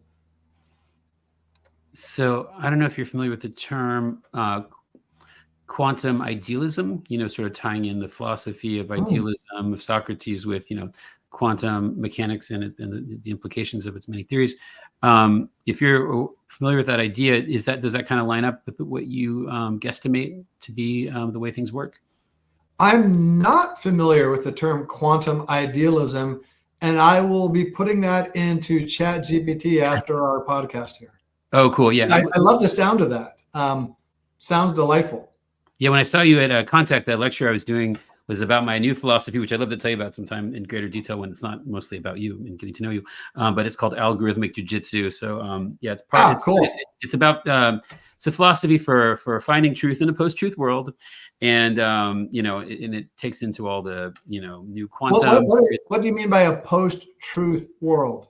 Oh yes, that. Well, yeah, it's a snappy thing to say, and what it means is okay. So with the dawn of the internet, it was, in least recent history, so like truthiness and social media likes versus facts, that kind of stuff. I mean, so the internet first brought this potential promise of a golden age of finding and sharing as much information as possible, and this is where I think this whole topic of disclosure became accelerated, and all these truths began to seep through the cracks, and there was open formats for people to just all around the world kind of look into things together. And then that, in my view, came to a quick end in 2006 with the invention and implementation of the news feed, aka the algorithmic timeline. That is the algorithm I primarily speak of in my philosophy, called algorithmic jujitsu, about how to overcome this obstacle and get more truth. But it's not just about the algorithm of social media. It's about all algorithms, including the quantum algorithm, and in between the greater algorithms of civilization, society. And cool. So it's just trying to at least find a way forward as a singular collective consciousness to bring people together for collaborative, constructive humanitarian purposes and such. But I'd love to pick your mind about it more. And I'm still kind of adding to this increasingly full service philosophy. There's the epistemology. I'm creating a whole new poetics, I think, for the first time since Aristotle, and it's been a lot of fun. And it's been a great way to figure out, to define what is real, to define what disclosure means, how to know if and when we get it. For me, unlike with Bassett, although he's kind of evolving, I think, on this, that disclosure is an eternal process, much like finding truth. The sort of main objective, or super objective, as I refer to it in the philosophy, it's to find and share as much truth as possible until death and there beyond, should the opportunity present itself. So there's a little taste of it, but the new chapter I'm writing now for the epistemology, which I thought was done, but it keeps getting longer. I'm experimenting with the idea of idealism, which is how Socrates initially kind of looked at the world, like that being the sort of main framing of reality. The etheric kind of aspects of things, creativity, thought, spirituality, non-tangible things, right? And then later with, Platonic, right? Right. Yeah. Platonic is related to that as well. Yeah. Plato kind of took these ideas and kind of encapsulated them more. And then in more modern times, we have the idea of realism being more of a fundamental aspect of reality, with what we now kind of think of as scientism, it going a bit too far in terms of limiting our look at what is real to only, or maybe too primarily towards, scientific observation and this and that. And then the truth embargo, I think, kind of is also what tainted that whole path of, academia and scientific, discovery, because certain things were not allowed to be discussed at all. So trying to break through all that stuff and to use the internet hive mind for constructive purposes instead of what the algorithmic. Excuse me, I got a dog falling off me. You want to go down? Okay, you're free, Roxy. Be free. Okay, just don't trip on the light. Good girl. She's a very good girl. But anyway, this idea of quantum idealism would be the idea, and there's a whole, as I was talking with, you should meet my friend Roy Herbert, who's a very cutting edge theoretical quantum physicist, and I know some other guys in that kind of school of thought. But there's a cool thing about quantum idealism is that it combines both the scientists and the philosophers together to see if the nature of reality might in fact be provable, and some people would already think it has been proved by quantum mechanics and theories related to that the nature of reality is in fact idealism. And I think it kind of vibes with your kind of perception of this world as this sort of thing of, I don't know if it does or not, but it relates to this idea that perhaps, yes, things are fundamentally idealism, and it can be proven, long story short, by quantum mechanics. Oh, that's cool. It makes me think of a guy named Jason Paget, who is one of the 40 known people in history with acquired savant syndrome. He was beaten up. He was kind of a rapscallion. He was beaten up outside a karaoke bar. And now he is a brilliant man who talks about sort of completely new understandings of physics. And that he sees, I don't think he equates them with string theory, but he sees like strings, and he sees like the grid of the universe all around him all the time. And listening to somebody else describe his views and their views on plasma and black holes, it just really jibed really well with what I feel I've seen taking DMT. So, people have talked about mapping the topology of the DMT world. But I now have the beginnings of a working premise to describe the architecture of what I feel that I see. So when you have these insights like you seem to be having, it's just utterly fascinating and just awe-inspiring. Yeah. No, I think you've kind of got to the gist of my experiences with creativity and philosophy and stuff. It's all channeling. I don't think it's like an ordained godly kind of thing. I think that's what we all do when we're in this flow state, and we're all creative in our own ways, how we make our choices in life.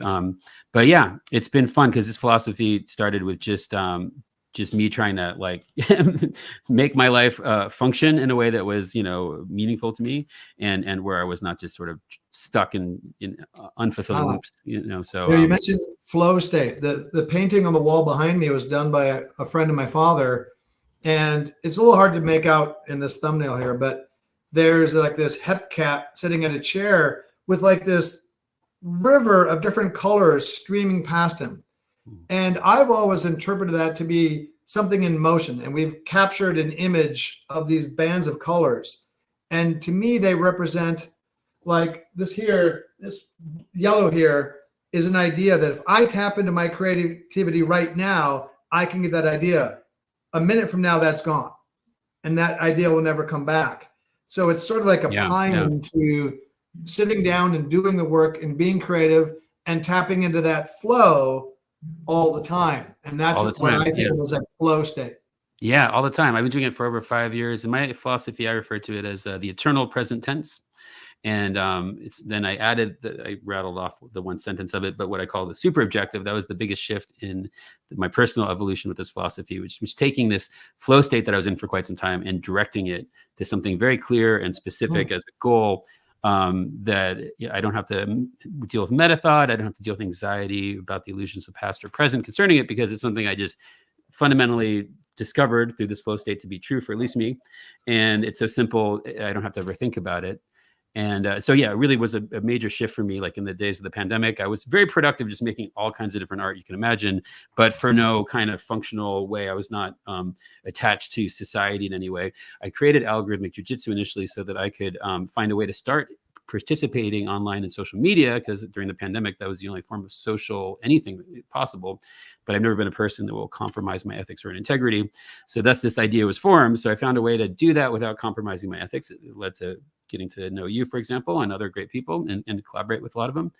And yeah, so, and then to take this sort of eternal present tense and to give it this real focus. Actually, some art I made this morning is about this idea, which I don't know if you're on X much, but I can send you some links. I refer to them as the illustrations of the coherence narrative. And I make them very quickly using the technology, but I try to provide all the elements of what I consider to be fine art at the same time. And they become fun things as we have these conversations collaboratively to be able to give visual aids that, represent the stuff. So well, I'll show you one piece of art. Again, it's AI generative art that I did that to me illustrates my vision of the nexus of aliens, DMT, and Bitcoin. Cool. Oh, that's bitchin'. Yeah, I love the colors. Yeah, I want in. Oh, actually, so that's the darker one. The one I like better. Sorry. Oh, I like that one. Yeah, that's the one that's, yeah. Here's the one I like better. Oh yeah, it's a bit more of a good vibes, gray. Yeah, a little bit more Mary Poppins-ish. Yeah, we got a good trip and a bad trip. Yeah, I love it. Yeah. So now that we're back to Bitcoin briefly, I'm not super knowledgeable about this, but I keep getting, people that I respect wanting to do various NFT things and Coinbase things. And for example, just to add this to the menu of future options, I am building a space company, which I can tell you about more privately. And for something like that, like, what do you think of those DAOs? Are you participating in DAOs? And what do you think, are there pros and cons in terms of doing humanitarian entrepreneurial work using DAOs versus conventional means? Well, I think DAOs are kind of like what they say about democracy. Democracy is the worst form of government, except for all the others. Exactly. And DAOs are kind of unmanageable. But, I'm friends with the guy who made the first digital currency and helped him launch the first quantum-resistant blockchain. And so I'm a big, passionate guy about crypto in general. And it gets back to what we were talking about, that Bitcoin was created specifically in 2008 as a response to the world financial crisis and the corruption in the financial system. And it all comes down to centralization, the rot and corruption at centralization. So Bitcoin was created so that individuals around the world who don't know each other in a trustless protocol fashion can send each other value instantly, for free, securely, without any third person in the middle. That is a revolutionary capability. And it wrests so much economic control from the hands of corrupt governments. Money didn't used to be the purview of governments.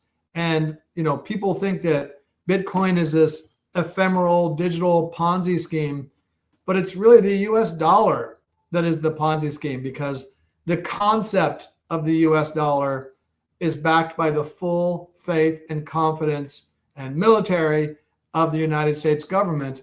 But the value of each individual dollar is backed by nothing. And we have cheated and stolen and lied. We told the world in 1945 at Bretton Woods to give us all their gold. We'll put it in Fort Knox, and we will make the first global reserve currency, and we'll only print as many dollars as we have gold in Fort Knox. We stopped doing that within months, probably. And in 1971, the French said, you know what? You guys are lying. And they sent a tanker to get their gold back. And in 1933, the US government confiscated all gold from all American citizens. So, and we're conditioned to consider inflation as natural. It's not. It's legalized counterfeiting. and it hurts us all. It's theft. Bitcoin was created in response to this, to be outside the reach of the US government or any other government, to allow decentralization and allow individual sovereign citizens to control their economic fate. And it's a miraculous thing, and it's miraculous it wasn't killed off in its infancy. It's too late now. Pandora box is open from the government's point of view, and it's something that has the premise. And cryptocurrency, the central ethos is decentralization. And if you go to the underlying bedrock, it's not only financial. It can be for voting and for other things, and DAOs and organizations. A DAO is a decentralized autonomous organization. Bitcoin solved the centuries-old Byzantine generals problem, which is a huge problem in decentralized organizations. Imagine that we are in the Byzantine Empire, and we are going to defend our Byzantium. And we've got 30 generals. And so we get together that morning and say, okay, last powwow on our strategy. Here's what we're going to do. Okay, off they go. Well, now it's the fog of war. Like Mike Tyson says, everybody has a plan to get punched in the face. Well, we know that 2 or 3 of those generals are traitors. We don't know which ones. 4 or 5 of them are going to get killed. 2 more are going to get, kidnapped and tortured. The messages between some of them will get hijacked. And we're doing the same thing to the other side. Once the battle gets going, and we know all those things have happened to the generals, how do we still cohesively operate? It's this problem of decentralized decision-making, and Bitcoin solved that. And so now you refer to blockchains. One of the measures of robustness is their Byzantine fault tolerance.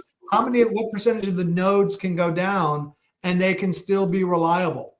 So it's fascinating that cryptocurrency and cryptography in general has come to basically, I believe, save the scant shards of personal freedom that we still have.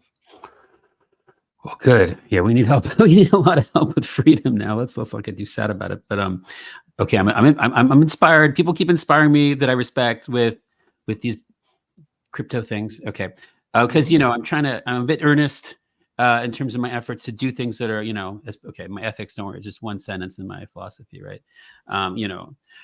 Only do things that help all planetary life. Right?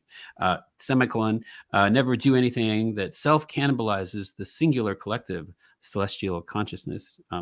Rebranded the universes, by the way. Okay, so with that in mind, is there an honorable path forward to use a coin and or an NFT type project to service to some kind of humanitarian oriented project? Or is the stigma fairly or unfairly towards crypto and related projects? Is it too much that maybe it's best to just not put something kind of like sacred in the sphere, but maybe do something that's more just kind of fun, creative, and money oriented? Well, look, I think people get hung up a lot on crypto and they think, okay, well, FTX, shouldn't crypto go away? Well, we didn't kill the dollar after the Enron scandal or the thousands of other scandals that happened with the dollar. You've got bad actors in crypto just like you do in the fiat currency world. I know that a lot of people, and a lot of people that are watching this are interested in UFOs and don't trust the government, what the government says about UFOs. But you trust what the government and the media say about crypto. Oh, okay. It's the same people saying the same things. Same thing about psychedelics. They're demonizing UFOs, psychedelics, and crypto. It's the same disinformation campaigns. So I've always been surprised when I go to a UFO conference and people say, man, Paul, we're talking about real stuff here like UFOs. Why you got to get weird and talk about DMT? Well, they say that less now. Why you got to get weird and talk about Bitcoin? Because they're believing the same lies that the same government tells them about UFOs, but now they believe it here. Yeah. Well, So one potential difference, and I don't know about this stuff like you do, so I'm just trying to navigate my way through it. And I appreciate you educating me. So, like, one difference that I could perceive, right? It's not a better or worse one, just a difference. Like, yes, the government will do sketchy things with the currency, but at least it's them doing it. Whereas in some cases, with unethical people, like in NFTs, famously, nothing you've ever done, obviously, right? But you know, there's bad actors in all realms, right? But with like some of these pump and dump NFT type things with like famous influencers, I'm not going to name any names, right? That's something that they did, that they set up in a way that was unethical. They did the pump and yeah, dump. but Yeah. look, yeah, like I said, there are bad actors in crypto, but you have pump and dump. Pump and dump comes from stocks. It didn't originate with crypto. Yeah. So you've got people that have been doing financial crimes since the creation of the first financial currency. And of course, that will happen in crypto, but it's not worse than in the dollars. So it's just magnified in people's minds where they think that crypto is this haven of criminals. Bitcoin is the worst currency to use if you want to do illicit transactions because everything is tracked on the blockchain. There's these guys that stole some Bitcoin and they tried to sell it and they got caught immediately. And the analyst they talked to, the financial consultant, said, yeah, I mean, trying to do something illegal with Bitcoin is like robbing Tiffany's and leaving your wallet there. So people have fundamental misunderstandings of crypto. You asked me, in my view, is there the possibility or is it advisable to harness the power of crypto to advance some kind of sacred goal? Absolutely. I'm not sure if crypto is needed. There is overhead that you pay for decentralization. You have to have redundancy, and it may or may not make sense for what you want to do. But, you know, we think, okay, let's move away from crypto for a second, just to business. People think there is a larger chasm than I think there actually is between for-profit and nonprofit companies. For-profit and nonprofit companies do the same two things. They just do them in reverse order. A for-profit company is started by someone who says, you know what? There's a lack in the marketplace of a mid-priced thermos for like $50. If I solve this problem in the world of the lack of a mid-priced thermos, I can make a lot of money. A nonprofit is the reverse. I see a problem in the world. I need to get money to solve that problem. The day-to-day activities are exactly the same. And look, I've been the board chair of 3 nonprofits. I'm the CFO of the Monroe Institute and another nonprofit right now. I've been involved with hundreds of startups. It's always the same thing. We're solving whatever problem there is in the world, and we're getting money, either from donors or from investors or from customers. And people tend to think the same thing with crypto, that it's so foreign and so different. It's not. It's a decentralized decision-making structure that can involve financial aspects. And in so doing, takes control from like a nonprofit is not a great name for a nonprofit. It should be non-owner, because you have to make profit to survive. The only difference is that you don't distribute that profit. You don't skim that profit off the top and give it to the fat cats who own the corporation. So we're seeing, we're going to have the emergence of like a decentralized Facebook. So everybody who puts their content on Facebook gets to monetize their own content and not just enrich one guy, Mark Zuckerberg, and a bunch of, Peter Thiel, and a bunch of fat cats who invested in Facebook. Right. So, you need to understand the dynamics of crypto, but if it's appropriate, it can be a fantastic way to incent participants in the ecosystem that you want to create in a fair way that you can't tamper with, because it's a decentralized organization. What are some of the things you recommend doing to both explain to potential customers and or investors and whoever to participate in a humanitarian-oriented Bitcoin or some kind of crypto-related project, right? What would be some of the things you would need to do to make it 100% legit and to convince others that it will be done in such a fashion? Well, I think first you have to tackle some of the canards and the myths of Bitcoin. It's too long to go into here, but Bitcoin is not bad for the environment. Bitcoin is not used for criminal transactions more than the dollar.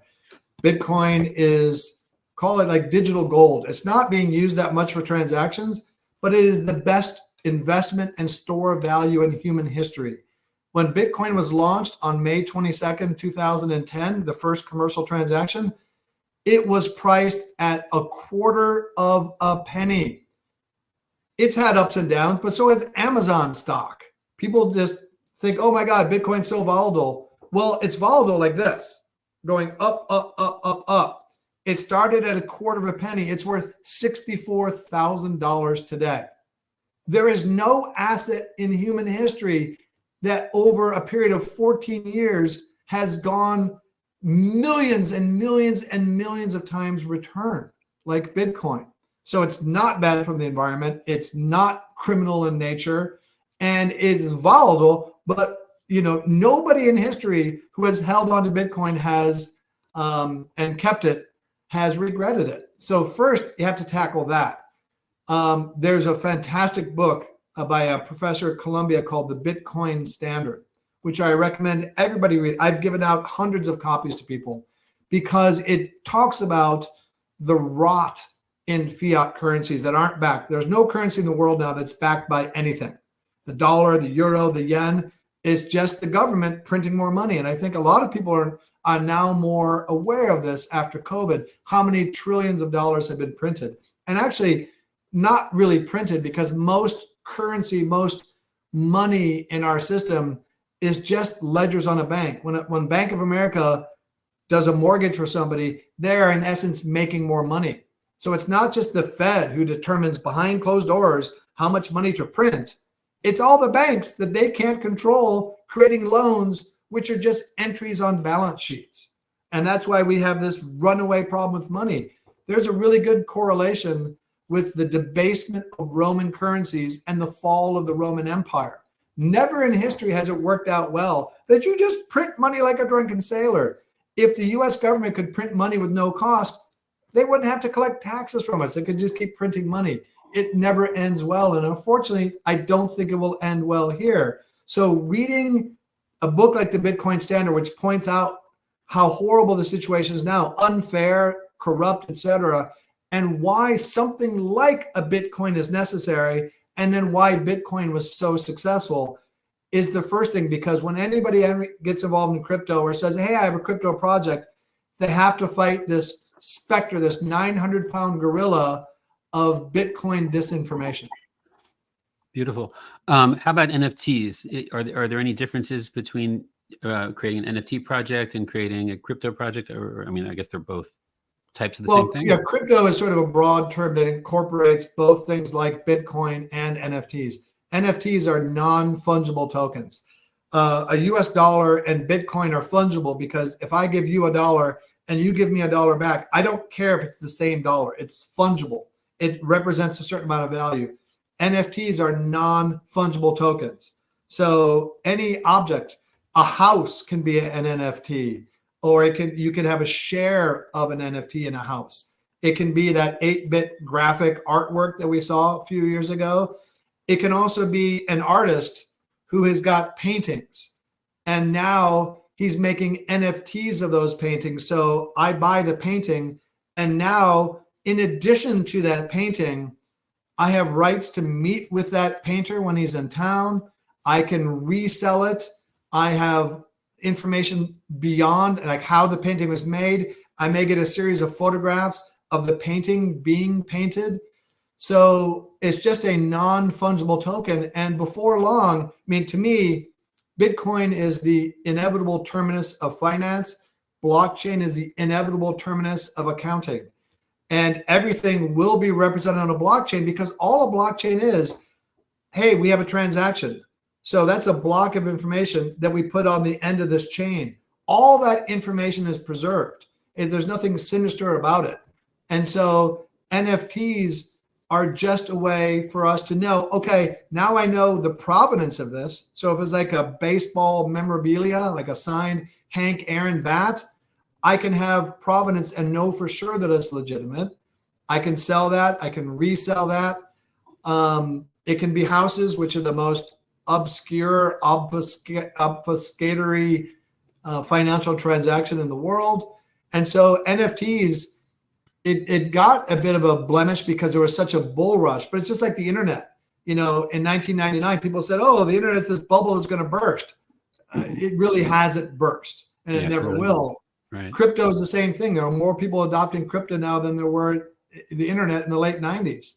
So and NFT it's not a great name because people don't know what it means, but NFTs and crypto can be tremendous components of a strategy for a nonprofit that wants to solve some problem in the world, because it will resonate with people in that institutionally decentralized fashion. Right. I love all that. Okay, I'm getting into it. I'm getting into it. I've started a couple of projects like this, and I appreciate. All right, welcome to the dark side.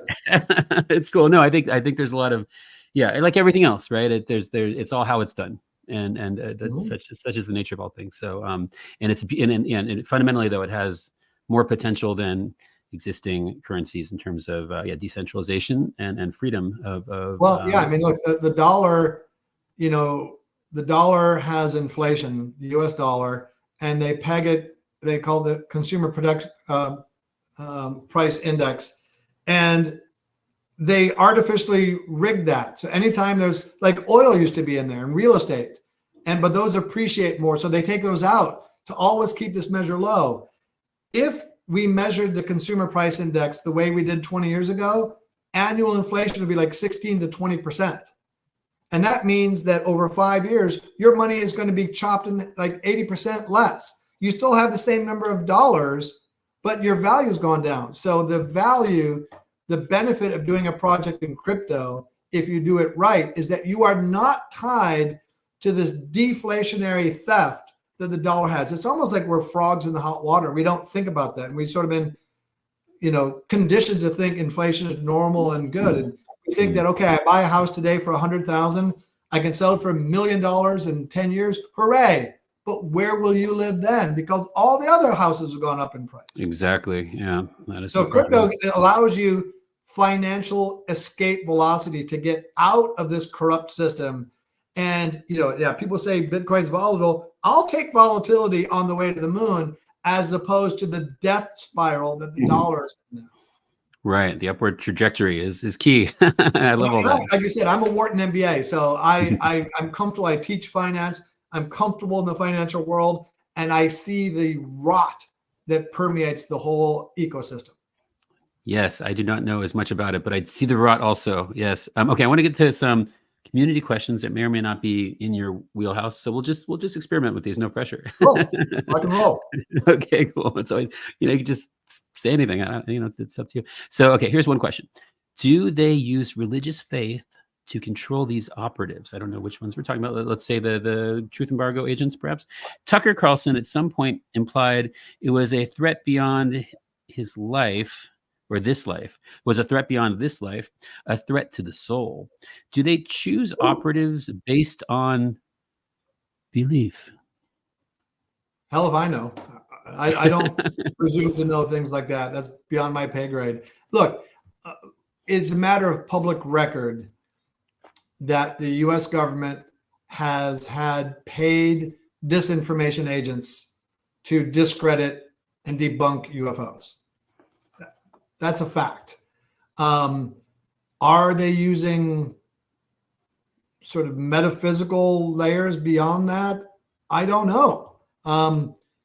The US government has an interest in making us think that the topic of aliens is ridiculous and we don't have to worry about it. If we were involved in the government, we would do that too. So they're going to use all the means at their disposal to do that. And so whether that rises to the level of transcendental metaphysical things, they're not going to stop there. Sure, they'll use it. But I have no idea of what they have or what they're doing. Very cool. Let's try another one that might not be in your wheelhouse. Ask him what. Okay, but we want to honor the people who are watching and hanging out with us right now. My friend Hal Cipher, who's an awesome scientist, by the way, He says, ask him what he would recommend if someone discovered an ancient cipher key to Atlantean tech. Oh, is that the whole question? Yeah. And then he also wrote subsequently, let me read this first. Let's see if this is relatively coherent. Are we ready, or is the world still too chaotic? Is timing ideas quintessential? So let's take the second question first. Are we ready for like a disclosure, or as I like to think of it, exposure, where experiencers unite with science and demonstrate the truth of something? Nice. Sort of like in this example, you find this cipher that decodes, I think he said, Atlantean technology. Yeah. So are we ready for it? I don't know, man. It's really hard to say whether that would unite us or tear us apart more. And then you have the issue of who controls that. Is it going to be the rich and the governments, or is it going to be somehow democratized? The Wright brothers were convinced that aviation would end warfare for all time because you could fly over and see the armies. They never thought that you could profit on that. That's So yeah. technology is agnostic, and it can and will be used in good and bad ways. And I don't care if it's Atlantean or whatever it is. People are going to find ways to use the technology that other people don't like. So what would happen if we found like some cipher? Well, so part and parcel of that question is that not only do we find the cipher, like the little cylindrical thing that you spin around or whatever, but that we actually find the Atlantean technology itself, right? It like guides us to a cave or an underwater base that we can access. And now this could be our next movie. Let's get Spielberg involved. Maybe James Cameron too, right? Richard Dolan's releasing a book on unidentified submersible objects in August. So, so we'd have that technology too. So who knows what would happen? Reagan used to say, and I don't often quote Ronald Reagan, but he used to say that if there was some alien threat, it would unite us all. I don't know that it would. And also that technology, it's hard to imagine whether this example of the Atlantean technology or the American government makes a capital D disclosure, that there's not some government, some military, some power base associated with it. And that it's not just made available to all mankind, like some Unabomber manifesto, right? That's published online for everybody. Like, here is the 10-page manual for anti-gravity, harnessing Claude Poher's universons for everybody to do at the same time, right? So there are so many parts of that question that are so kind of unfathomable in terms of actual beyond the technology and beyond like, hey, the discovery, Atlanteans were real. Atlanteans are still here, or their technology is still here, and we have it. Then you have all the prosaic concerns of who exactly has it, who's going to release it, who gets access to it, et cetera, and who's going to use it for bad first. Yeah, I mean, it always comes down to the power and who can. And these are kind of like Isaac Asimov questions, right? He was really good at not only a science fiction premise, but thinking through what the societal impact might be. Yeah, like foundation, especially, and things like that. Yeah, great question, Hollow Cipher. I really appreciate that. Yeah, I think my whole philosophy is it works with the idea that life is all about finding and sharing truth until the point of death, and there beyond should the opportunity present itself. So, and I think if I don't assume this will happen, but if, let's say, all of the world's people were to vibe with this, right, then there would be no such thing as ontological shock or no issue with it, because revelation, epiphany, apotheosis, apocalypse, all these fun ways of learning stuff are just part of the eternal process, and I think they would fill you with like satisfaction. It's like, oh wow, we got something. It's a milestone. Let's keep it up. So that's the way I am anyway. And sure, it would be something else to find out, that we're getting loosed, we're in some kind of a prison planet or whatever. But for me anyway, I don't know about the rest of you, it would at least be progress to understanding what's really going on. And I think that's the point of being alive is the finding and sharing of information and truth. Truth being, look, I'm always in favor of discovering truth, be it unpleasant or not. It's still better to be knowledgeable than not. Yeah, I mean, ignorance is bliss, very, very conventional wisdom thing, perhaps the first and the greatest psyop to get us to feel that way, because I've never felt that way. And I think it's the opposite. Yeah. And I think ignorance leads to anxiety and leads to being victimized and, fear and all that stuff. So I think they're playing with our, especially when it's asymmetrical, because information is not distributed evenly. Exactly. And yet, the regular people, the citizens, it's also asymmetrical in terms of how many of the people there are versus those in control of us. And so in a Sun Tzu and algorithmic kind of jujitsu way, by us working together collaboratively, honestly, with good, reasonable ethics, to find and share this information, we overcome the asymmetric issue of what's going on here a bit, eventually, maybe. Cumulatively. Let me see if we got any other brilliant thoughts here. Okay, let's see what you think about this idea. Is it possible dark matter is the conscious energy that academic science removed? Woo! Yeah, I don't know. I don't pretend to know a lot about dark matter. One of the things that's interesting, I could have seen that question in regards to ether as opposed to dark matter, and they may feel some overlap because there was always this understanding of something like ether, and Einstein basically killed it. And now in a lot of circles, it's making a comeback. A lot of respected physicists talking about how there may be an ether. And to me, that could be the grid that I see in DMT, or this consciousness that's part of this question. It could be related to dark matter and dark energy. Our best estimates, I think, the last one I saw is that dark matter and dark energy make up over 90% of what we now think the universe is comprised of. We have imperfect understanding, like black holes is not dark matter. So we have imperfect understandings of black holes and the universe. We're just noticing how strange things are happening and seeing these tesseracts and things. So, but we have no idea whatsoever about over 90% of the universe. So I think we have discoveries to be made in mainstream science of a magnitude that we've never seen before. And it may well revolve around what we now call dark matter, dark energy, and or ether. Indeed, it might. So many holes in our physical understanding of the universe.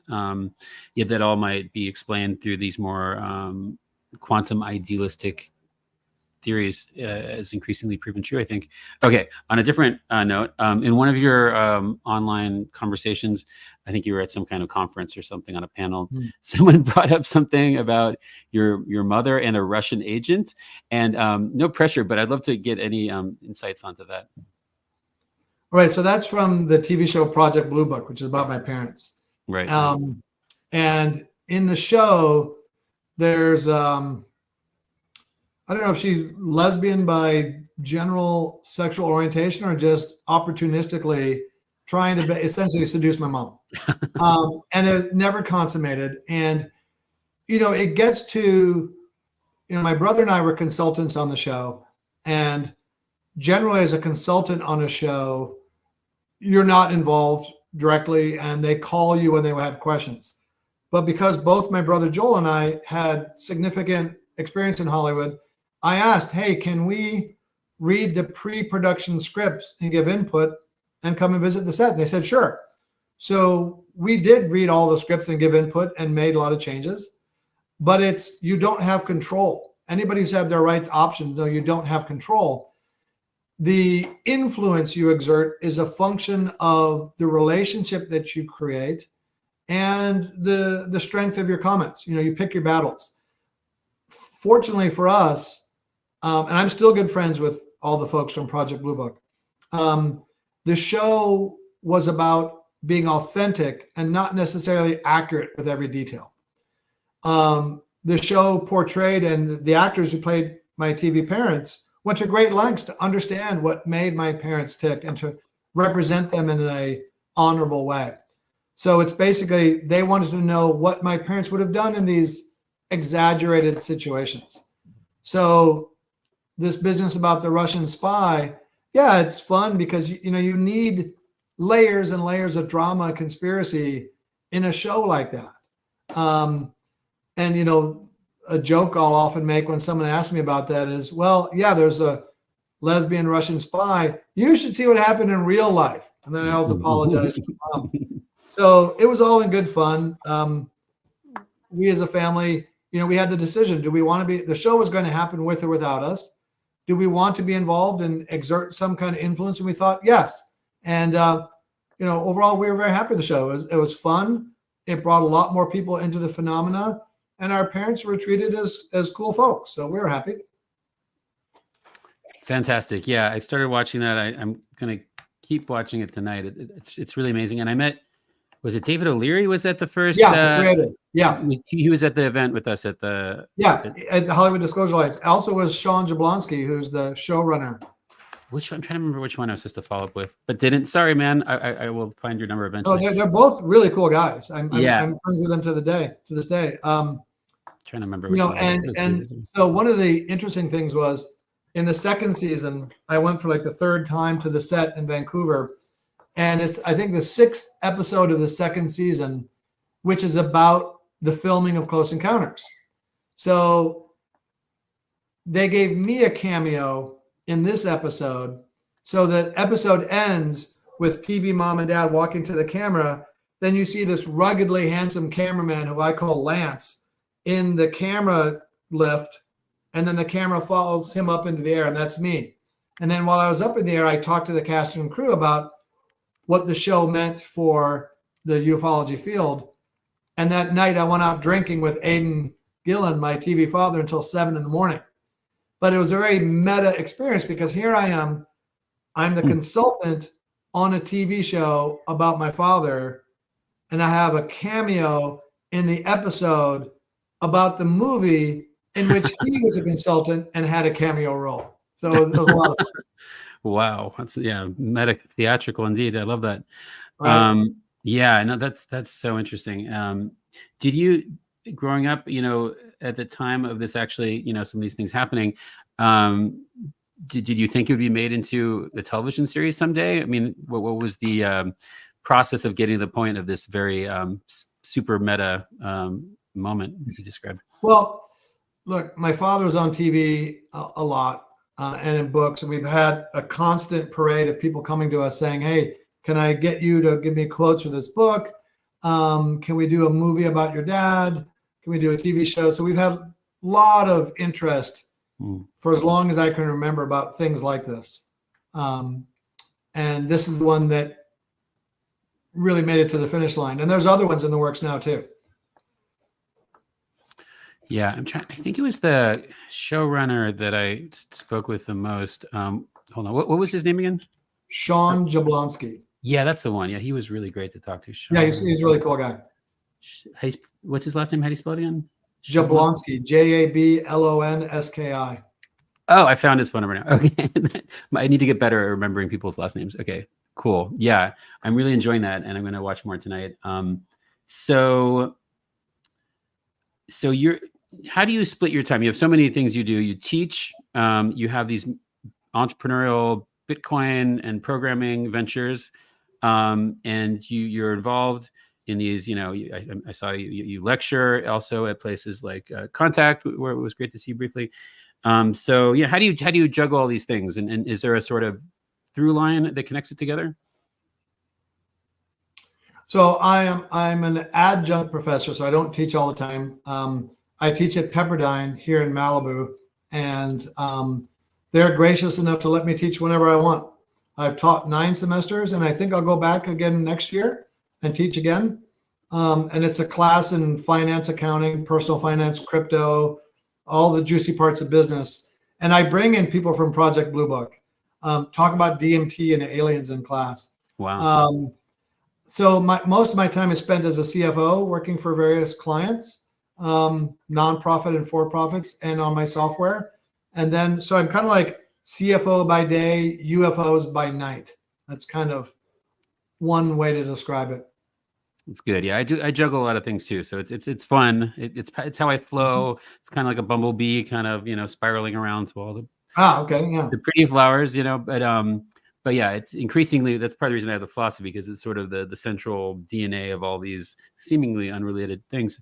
So I see that with you as well, and it's cool. I see that you're a flow state person also, and I respect that so much. Okay, hold on. Okay, going back now to the Lord of the Rings, Fellowship of the Ring chapter of your life. I think you said in that project, maybe some others like Tintin, you got to know Andy Serkis. Yes. So Andy Serkis is the motion capture poster boy. He was Gollum in Lord of the Rings, and then again in The Hobbit. And if you notice, so before Lord of the Rings, in motion capture movies like Polar Express, they used to talk about the black eyes of death. Yeah. But in Lord of the Rings, Gollum had great eyes. And by the time amazing. in Avatar, Neytiri's eye, they have like a shot of half of her face, is make up part of the poster because it was so beautifully done. That was not us, that was Weta, but so beautiful. And it's funny because if you look at The Hobbit, which in Tolkien's timeline happens before Lord of the Rings, Gollum has beautiful baby blue eyes. They were kind of hazel in Lord of the Rings, and they're beautiful in The Hobbit. So Andy Serkis did Gollum in Lord of the Rings and Hobbit. He did King Kong. He was Caesar in Planet of the Apes, and he was Captain Haddock in Tintin, all movies that we worked on. So I remember one day, and I got to know him pretty well. He had just flown in from London, and one of the things that I did at Giant Studios was make sure we had posters of all the movies we had worked on all through the studio. And there were a lot of them. And so we had a poster in the kitchen from Return of the King, and it's the one of like Gollum like hunching over like this. And so Andy Serkis had just arrived. I'm in the kitchen with him. And I think I'm giving him a coffee because he's tired. And he's like leaning over like this in the same position as Gollum on the poster behind him. So another thing that was super creepy. I said, dude, you got to move away from the poster. You are creeping me the fuck out.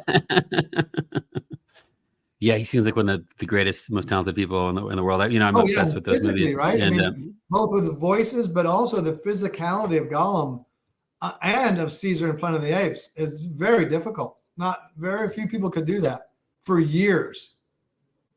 Yeah, I mean, he's the greatest ever, and those performances, and then the way the technology was used with it. Like as I mentioned, I watched Two Towers again a couple days ago, and I used to in like college back in the days of DVDs. I would just watch the Two Towers every day, and all the extended things and all the amazing behind the scenes, making of documentaries.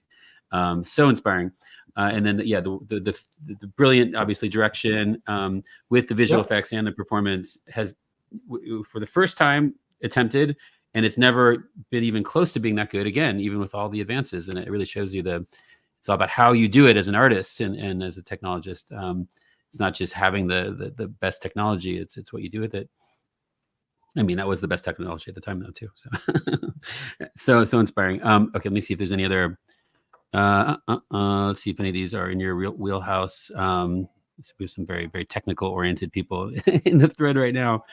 Okay, well, let me get to another question then if you have time. Okay, going back to the DAO topic briefly. So when you do a DAO thing, let's say perhaps we will team up on a space company to save the world and also, be a self-sustainable business. Don't you worry. Would that be appropriate for as a DAO? And if you did a DAO, does one still need to have like a corporation with it, an S Corp, LLC, whatever, or as some have suggested, you can maybe not go that route if you use a DAO instead?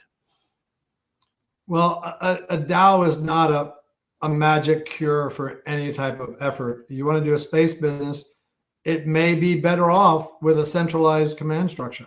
Yeah. Militaries should be centralized. You need a general at the top. And a lot of companies function better that way. It's easier. And if you have a mission focus and you just need a team of scientists and you don't need support from millions of people, it might be better that way. Mhm. Because of the adversarial climate in the US, where we are still clamoring for common sense regulation for crypto, right now, crypto is being governed by vengeful enforcement by the SEC. And that's not a really good way to regulate an industry. So, because of that, most crypto companies will have development offshore. And we're losing a lot of really brilliant people that are moving out of the US because of the harsh climate here. And what you typically, the sort of evolution of a crypto project is you have a small core of developers. And then when they get ready to launch a coin, they create a foundation and they relegate all control of the coins to that foundation, which will typically be like in British Virgin Islands or Liechtenstein or Switzerland or somewhere. And that then is governed by, call it a DAO or call it the governance protocol of that coin. And so the developers who will have some of those coins themselves by dint of having worked on the project don't control it anymore. So you have to have this bifurcation of the initial development and ongoing efforts, and then the development team can be hired by the foundation, but there has to be a strict separation between them so that the foundation is doing basically following the will of the overall, the consensus of the token holders. So, I mean, even though I'm a dyed-in-the-wool crypto fan, I don't say that no matter what you're doing, you should do it in crypto. There are some things for which it's more appropriate, such as you're going to have ongoing transactions in an ecosystem, or you need to enlist the support of many people and give them incentives to support you. Then crypto can be very good. But if you just have a specific mission, like I want to get a rocket on the moon, and you've got the money, then you should do a C core and just be very centralized. Thank you. Okay, let's say, just conjecturally speaking, that the United States would stop being a sort of semi-free market, quote unquote, representative form of government, aka technology. Excuse me. That was a Freudian slip. Democracy, because it's not one. But let's say we knew it was going to stop being one, within a year. And one were to want to make a very bootstrappable, doable space company. But one would want access to existing rockets to, let's say, get satellites into near Earth orbit, right? But in this conjectural situation, once again, the game changes. Capitalism is becoming, less democratic friendly. Are there other countries you would recommend for things like this instead? So you're kind of painting a picture of Trump wins and tries to enact Project 25, and we become. I'm not saying any. Sorry. I don't do politics here. So this could be Biden if he's still alive, or this could be Trump if he, Yeah. Well, I'm saying that. Okay, So fair enough. yeah. So look, like Portugal is a country where a lot of crypto people are going there. Malta, Switzerland, Cayman Islands, British Virgin Islands. Puerto Rico, a territory of the U.S. But there's a lot of exodus of crypto people to these various places. They're just more friendly and have some established regulations. Look, we don't want Wild West for crypto. We want common sense regulations, and we understand sort of the legal substrate upon which to grow. I've had so many calls with international law firms, and I ask them questions about this launching this token or doing this foundation. And they say, well, the regulatory landscape is shifting all the time. So it's really stifling. And, China made a multi-trillion-dollar mistake by chasing all the Bitcoin miners out of the country. And we are making on the verge because of the antagonistic atmosphere, largely on part of Democrats. It's become a partisan issue, unfortunately. It's just driving so much innovation, and this is really one of the most innovative. I mean, I've worked in a lot of cool industries. Crypto is the coolest by far. It's the most innovative, the most democratized. and it's just fascinating. And we are squandering our lead. It was born here, Yeah. but we are squandering our advances in crypto because we're just stupid. This is true. We're getting more and more stupid every day. Not you, but You can make that case too. No, you're cool, man. Yeah, no, thanks for that. Okay, I don't know if you have any more time, but let me just see if there's anything else we can get to. Okay, so a question that came up in a previous space I was doing on Twitter X about these topics was the connection between Ohio State University and Wright-Patterson Air Base. And I believe yep. you and your family are from Ohio, so I thought maybe you could share some thoughts on that. Yeah. Well, my parents met because my mom was a student at Ohio Wesleyan University, and Ohio Wesleyan University and Denison and Ohio State shared an observatory. And my father was giving a tour. He was the director of the observatory there, and met my mother on a tour of the observatory. My father was a professor at Ohio State, which is in Columbus, Ohio, which is not far from Dayton, Ohio, where Wright-Patterson Air Force Base is located. Wright-Patterson used to be just Wright Field, was where Project Blue Book was headquartered. And so a case can be made that they weren't that picky with what astronomer they needed. And my father's the closest person at Ohio State. I think there's a little bit more than that because he had security clearance, et cetera, and had a lot of contacts in the Air Force. But certainly the fact that he was already at the time near Wright-Patterson Air Force Base, I think certainly played a factor in the Air Force deciding to approach him. Makes sense. Thanks for answering that. Yeah, much going on with Wright-Patterson. Definitely at the nexus of so many mysteries. So, okay. Of all the cases that your father worked on, which, if any, did he change his mind about, or maybe even disavow in terms of Blue Book and any other cases that he studied about UAP, UFO?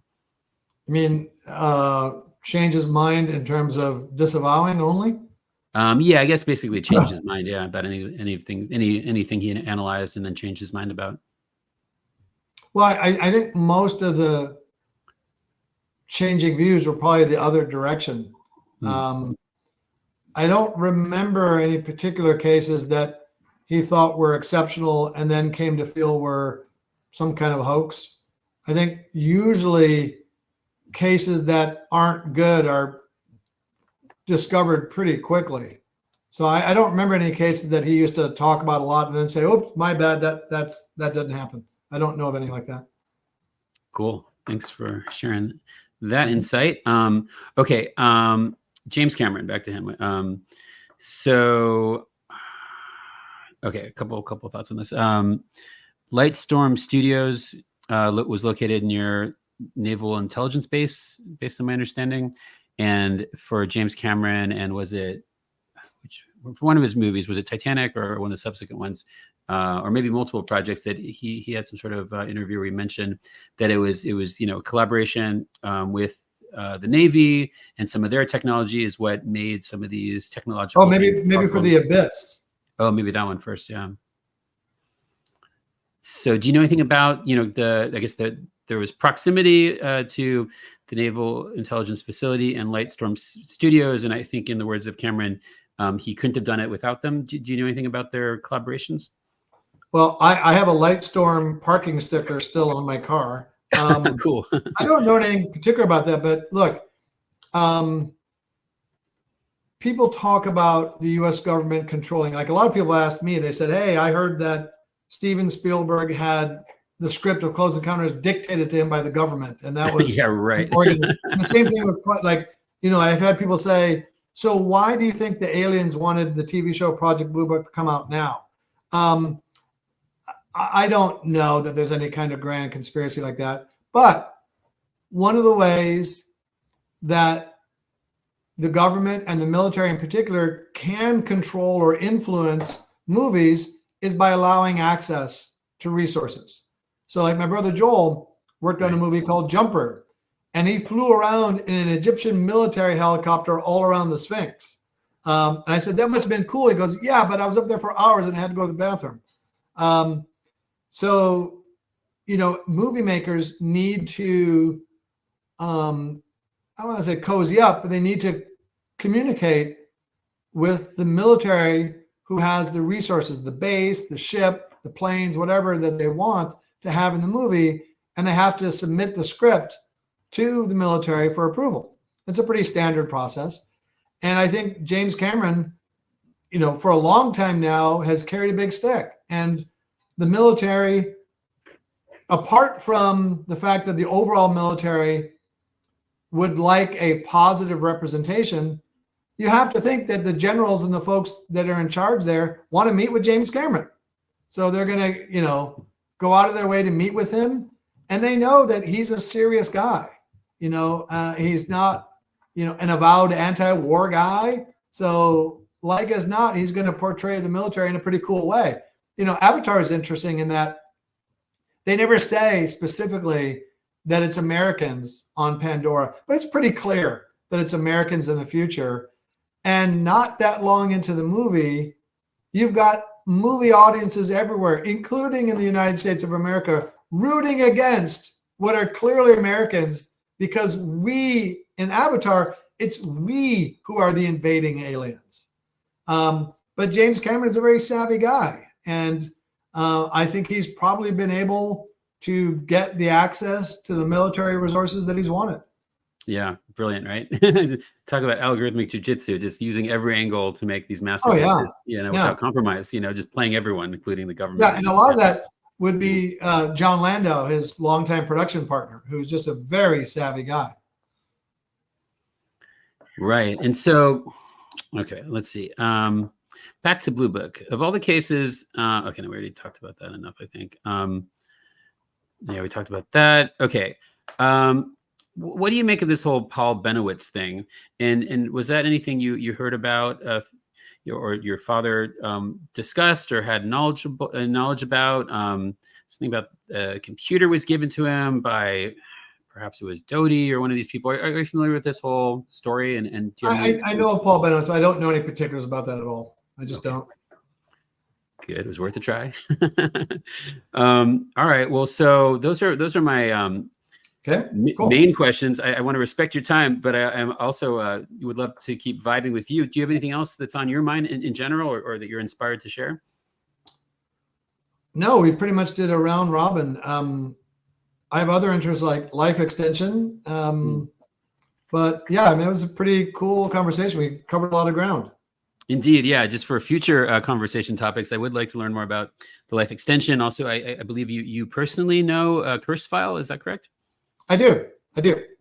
Yeah, that's a big influence on me also. Can you tell me about how you got to know him and what kind of context? So long time ago, I was at a friend's house, and he had a list of books he was about to read, and one of them was The Singularity is Near. And I said, "What's that about?" And he starts telling me. I said, "Oh, it's fascinating." I read that book and I was enthralled. And it talks about the singularity, which is, in this context, it's actually originally mathematics and an astrophysical term, but it's in the context of AI, it means the point at which AI becomes self-aware and recursively self-improving, either because algorithms have emerged consciousness, or like I said before, consciousness or machine capabilities come into us, the existing bearers of consciousness. And it was just a fascinating book. And I said, you know what? I need to make the people talked about in here my tribe. So I did. I went out and changed social networks and all that. And I came to become friends with a lot of people in the book and do activities with them and get to know Ray Kurzweil. And I've become very good friends with a woman who's worked with Ray for 30 years. And so I had advanced copies of the book, and I got a free copy of his new book here. And I think he's brilliant. And, he's not a cheerleader for a specific vision of the future, but he takes, as you've seen, just wonderfully supported data and trends to say, here's what looks like it's going to happen. He does it in a very open, debate friendly way, and he does debates with people. Yeah. He says, this is where I see the technology going. I'm not saying it's good or bad. It's probably going to be both, but this is likely what I see happening. And he will update his predictions. He's predicted for a long time that we would pass the Turing test in 2029. And it seems like that could well happen. And one of the fun challenges about passing the Turing test, which is basically you're chatting on a computer and you can't tell whether the entity you're chatting with is human or AI, right? One of the challenges for an AI is not to be smart enough to be a human, but is to be dumb enough to be a human. Because already with ChatGPT, you can tell it's not human because it has encyclopedic knowledge that it can fetch from the internet. Right. So, when you do prompt engineering, you can say, pretend you are a gruff high school football coach, and it will limit its knowledge base to that.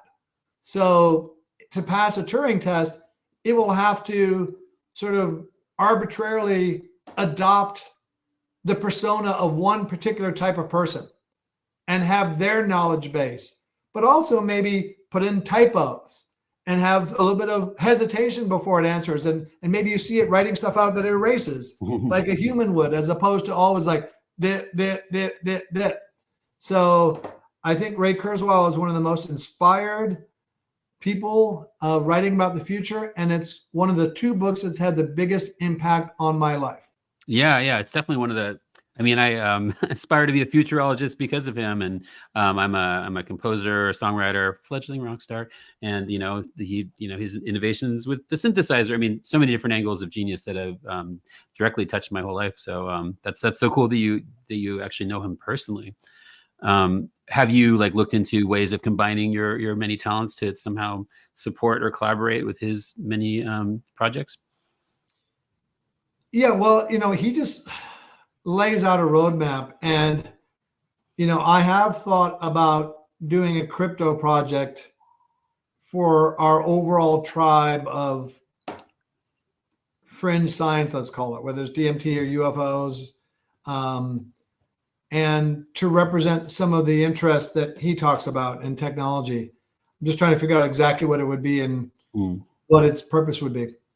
Cool. Well, yeah, there's I would suggest doing it for the good of humanity, and that's what I know you're all about. So, in the technology of crypto, and really right. And I've subbed for him sometimes when he can't make it to a conference, and I'll go speak instead.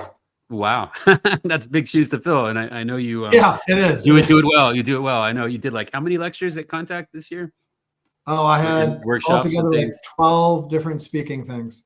Oh my God. I had 3 events and I was like, once they were over, I was like, okay, let's hit the bar. But it was my first time doing a particular lecture in my philosophy. So it was it's nice to have a deadline. So once that one was done, I was just kind of vibing. Yeah. Right. Then you can breathe easy. Yeah. Yeah. It's always the first one, and also it was great. But at the last minute, they assured me X, Y, and Z would work with the PowerPoint presentation, but then it turned out all the things that I did, none of the words were there, only the images, because they didn't have the upgraded feature. And I found this out right as the cameras were rolling. And so that was after we got through that issue. Yeah. I've had things like that. Well, this time on Thursday, I had the first presentation, which was Ufology 101 at 2:00. At 9:00 in the morning, I'm driving from LA to Palm Desert. And they asked me if I could do also another hour-long presentation on AI at 4:00 with no preparation at all. So I said, sure. So I did a hour-long presentation on AI with effectively no slides or preparation. Very cool. Okay, so other ingredients. So James Cameron. Wow, we discussed that.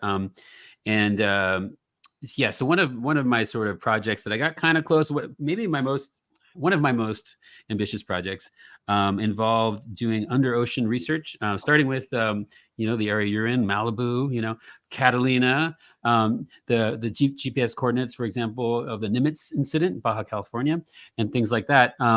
And collaborated with a really cool technologist on some proprietary technology to be useful in getting the data. these under ocean things, the bases, just to see what's going on. Ideally, to make open contact and to do it through sonic vibration through the water.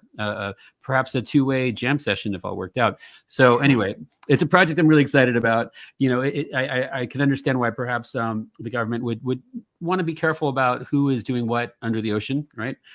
So it's only good intentions. And ideally, it was going to be done in collaboration with the UCSD Institute of Oceanography and their Under Oceans Acoustic Department, if they're still available.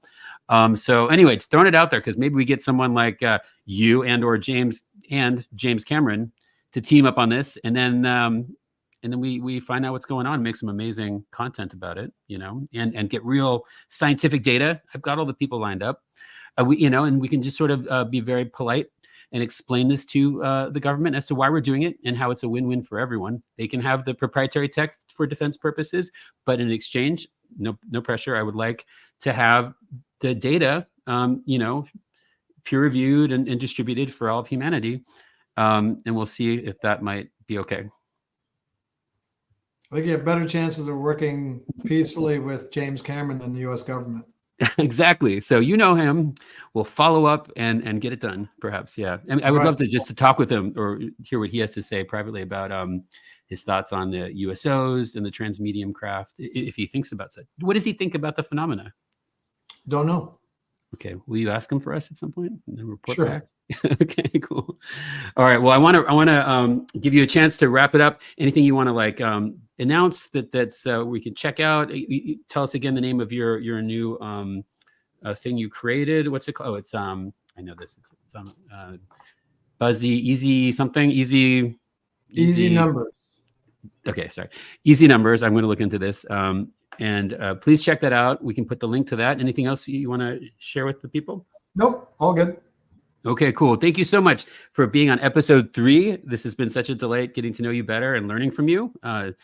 Get to, talk with a real life lecturer on this topic for free. So I'm so grateful to you, and you've inspired me to educate myself more in terms of the many benefits of crypto. I want to thank you also for sharing these personal insights on your amazing father and growing up with your amazing family. I'm honored to know you, and I'm really grateful for your time. Enjoyed it. Thank you. Okay, cool. I'm going to see if I can remember how to hit the button now. And I'll be in touch. You have a great rest of your evening. Cool. You too, buddy.